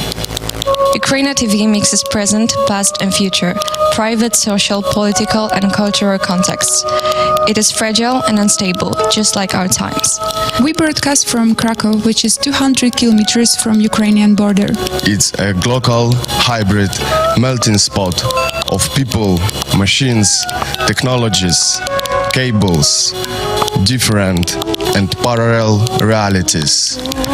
We are on the internet and in the hotspots of geopolitical tensions between West and East, North and South. It's an open collective of artists, media freaks, making hybrid togetherness. Research, musicians, and DJ from Ukraine, Belarus, Poland, Italy, and other countries. It is an artistic, social, political, and research-based project in one. It's also an interception of bodies, realities, and avatars meeting in an hybrid space. And trans-regional collaboration. I'm from Severodonetsk, the eastern part of Ukraine. My hometown is occupied and almost destroyed. Many people like me have lost their home. And there is also an issue in our society that we have a lot of anger. We aim to build a robust, enduring network that will remain a beacon of hope, inclusivity, and creativity long after the conflict has ended. Recording in progress.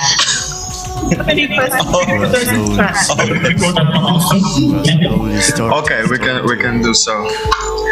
Oh, it's so nice to see you guys together. Finally, and together you there on Sonar and here with us in this virtual space. If you look on the screen where you can see live transmission, so we are now in a hybrid space and in a hybrid transition between people, machines, avatars, technologies, cables, ropes, melting spot.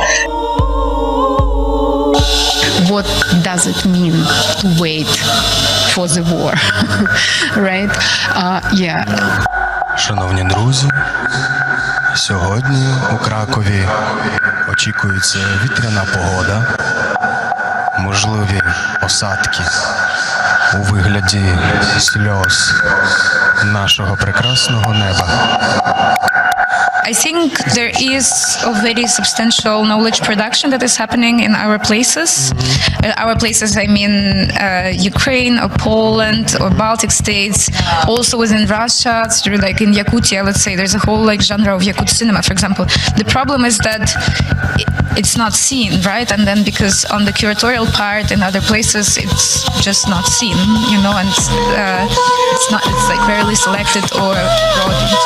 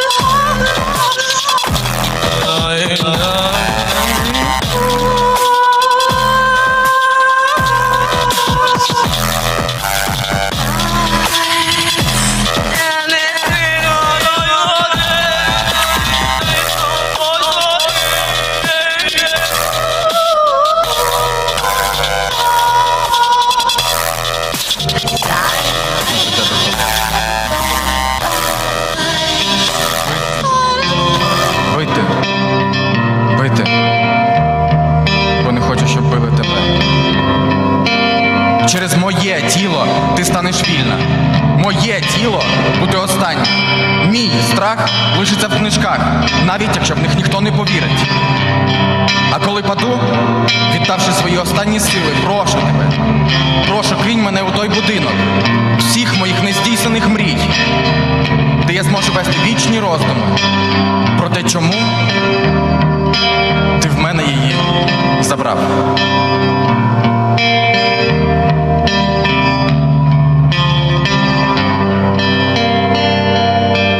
Art is a very intimate thing. Stay pink. Yeah, stay pink. Будьте. І ми будемо також. Разом з вами. Разом з нами. Усюди. І завжди. Do you wish to, like, to the birth of this kind of new language that's more connected also to our emotions, as you said, for the parosmia? And do you think there is something that could be more universal in a way?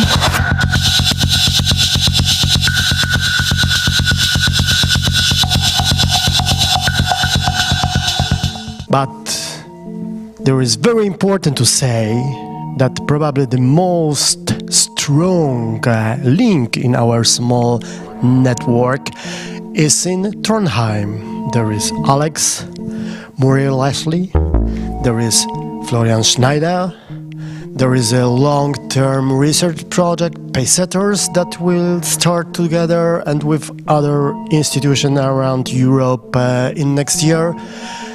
And there is Chicks on Speed and our daily collaboration, sisterhood, and experimentation across telematic, hybrid togetherness, and stream art itself.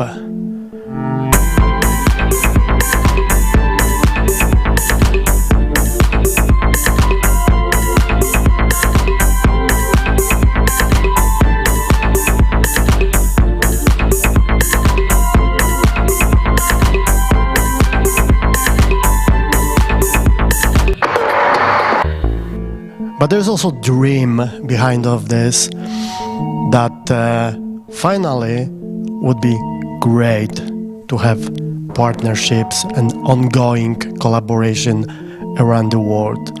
Imagine this kind of green boxes for chilling, for working together, for playing together, for doing art, performance, music together across the world, and glitching together, and have relax together.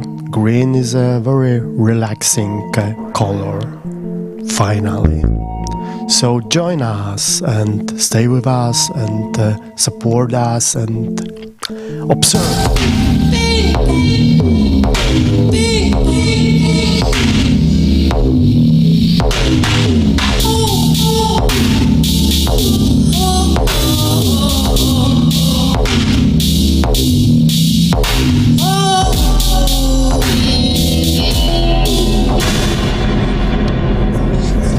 But here we are, it's live and very live, and there are some guests maybe appearing on the screen. They're a little bit delayed, but they're gonna also appear at some point from Krakow and different parts around the world.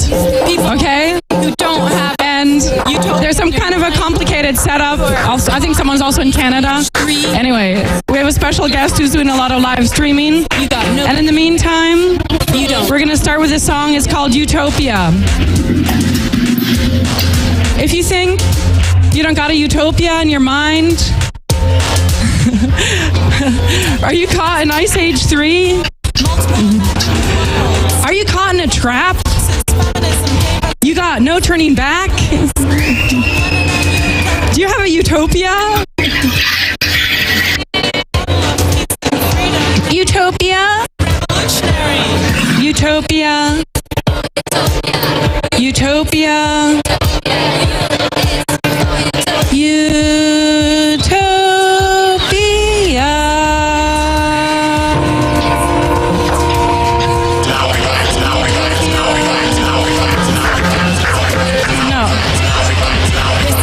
Okay, we're interrupting the concert now for a virtual interlude that's coming at us from... God damn it.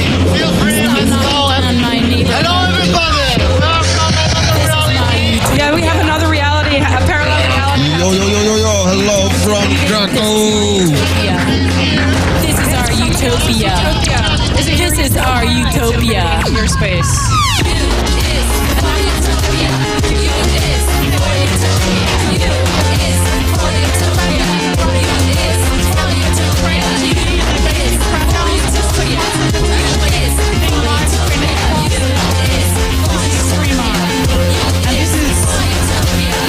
We got money growing on trees here. What you're seeing is not really here, okay? We got the neighborhood. it's not really here. Pero no somos aquí. Eso es en el Krakow, en Polonia. Okay. I mean, utopia. It's not really here. It's just streamed in from somewhere else. If you are one of these, this is not reality. You don't have a utopia in your mind. You are caught in Ice Age 3. You're caught in a trap. You got no turning back. You don't got no utopia.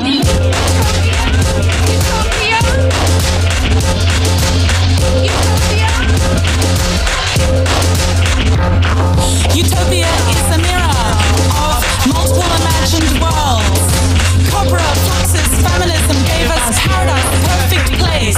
John Lennon and Yoko Ono founded a new land in 1973. A model of peace and freedom. Now that was revolutionary. U is for utopia. U is for utopia. U is for utopia. U is for utopia.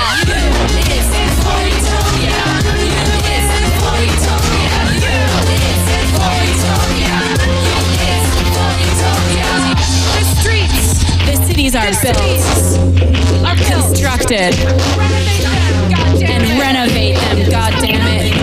Stop knocking down my neighborhood. I'm adding to it. This is my utopia. This is our utopia. I'm adding to it.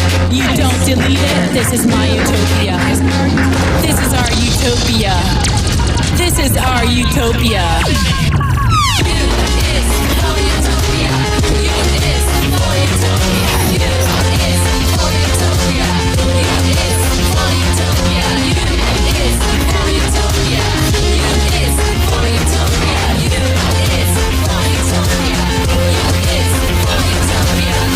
We got money growing on trees here. We got the neighborhood. Yeah, the buildings don't look great right now. So why don't you just go blow up the next bubble, but leave us alone in our utopia. Better living, wistful thinking, Bauhaus trend is set. Change your wallpaper and everything will be great. Create a perfect harmony for the self and all the rest. Virtual versus real space, no place, no space. Theater. We each have a role. Art's not the answer. We're not social workers, you know. Let's go on strike. It's arts for art's sake.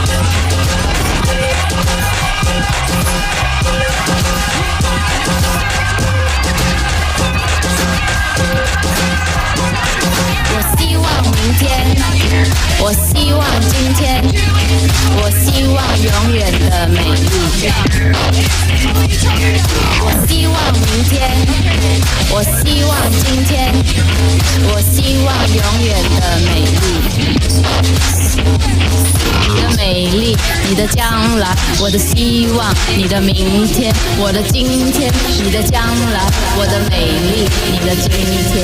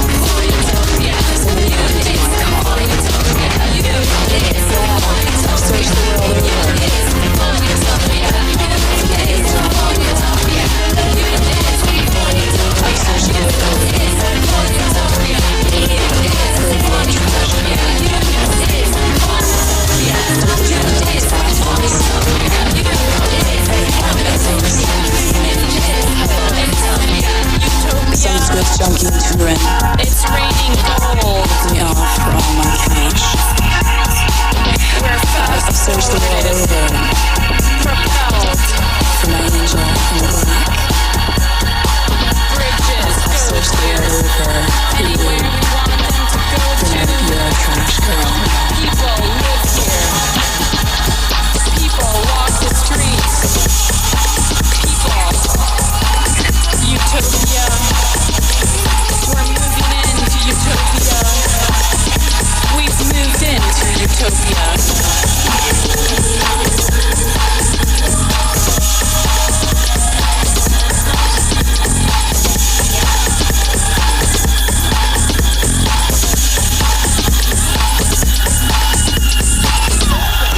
CRS on the metro.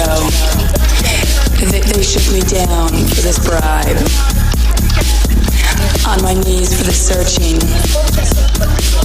When my passport it finally arrived. Called my mom from a payphone. Said I'm down to my last, and she said that she would send me to college, and I should call my dad. The waitress ain't married. Well, she hung up the phone. You know, she never did like me, but I can stand on my own. Sold my plasma in Amsterdam, and then I spent it all in one night. Buying drinks at the milk bag for a soldier in red. I've searched the world over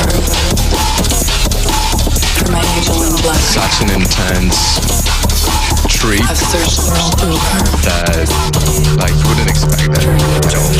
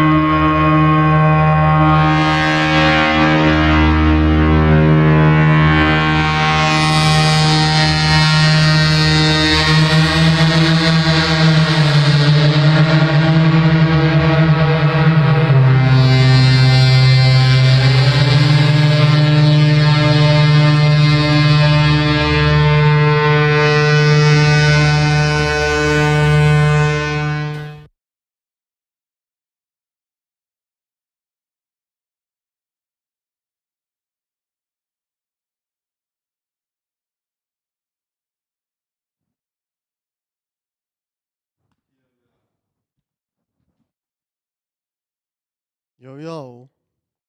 Here we are now. Kończymy. Ja sobie jeszcze pozwolę na pojawienie się. O. I'm here and there. I hope słychać mnie. Can you hear me? Can you hear me?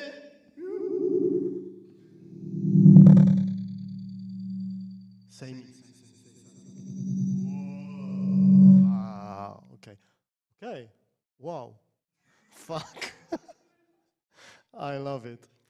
Because I forgot to say that till 10 of December, there is still something special for people who are in the New York City now. And now Guys, I'm here and also there. Because in NATV Gallery, East Broadway 311, there is still open the State of Emergency exhibition that UKRAiNATV and our pop-up studio as an installation in the space of the gallery take place. And there is a studio which is really working, and this is dowód na to. Stream Art Archive is a playlist which plays sometimes when nothing happens live, but still there is also our channel, which is switch on, turn on during gallery hours. And then I think I can say hello to people there and also maybe have an answer. It looks that okay, it's still here, but I could also imagine that there is somebody in New York City who could be next to me. If not now, we have still a few days. Every Thursday, Friday, and Saturday, the exhibition is open. And finally, this is the last weekend of this. What how it works and what we can have working in a white cube and the installation form. This is the answer that I don't. This is the question that I don't know an answer on still, and I think this is also kind of a field for future investigation about the presence of this kind of hybrid activities, our studio, live streaming, mixing in real time and remote way, being together, connecting studios, connecting cinemas and stuff like that in very different forms. It's like an open space for future investigation. There is also one more thing that I want to say about. Guys, you forgot, and also me. Let's have it here. No, this is just our QR code. Stus. I want to say Stus. You know the Ukrainian poet, very depressive one, the most, the superstar for post-punk, cold wave traditions, strong inspiration for negative nihilism, but we represent positive nihilism, so we are in permanent dialogue with that tradition, but still nihilism is fine. No illusion that there is something inside. Empty green box of my empty heart is waiting for something. But this is what I'm looking for is QR code. Just fucking QR code of the zbiórka.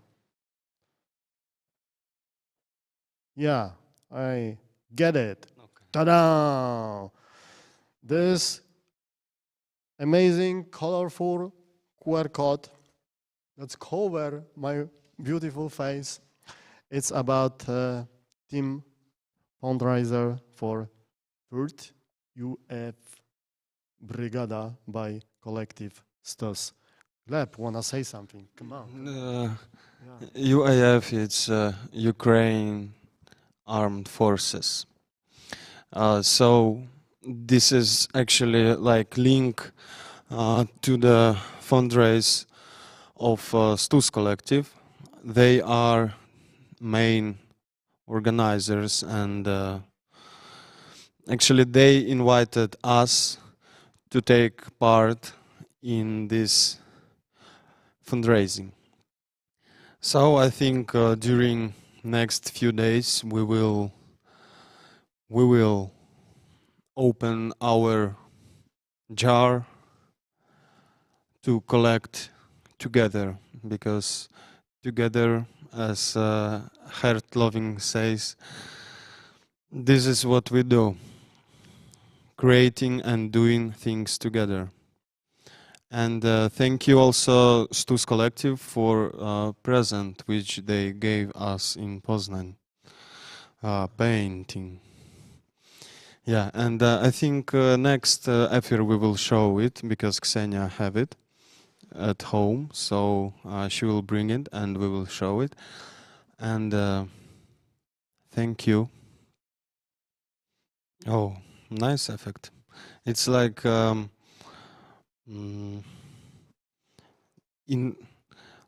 not internal loop, but external, like loop between two continents. Continental loop. Transcontinental loop.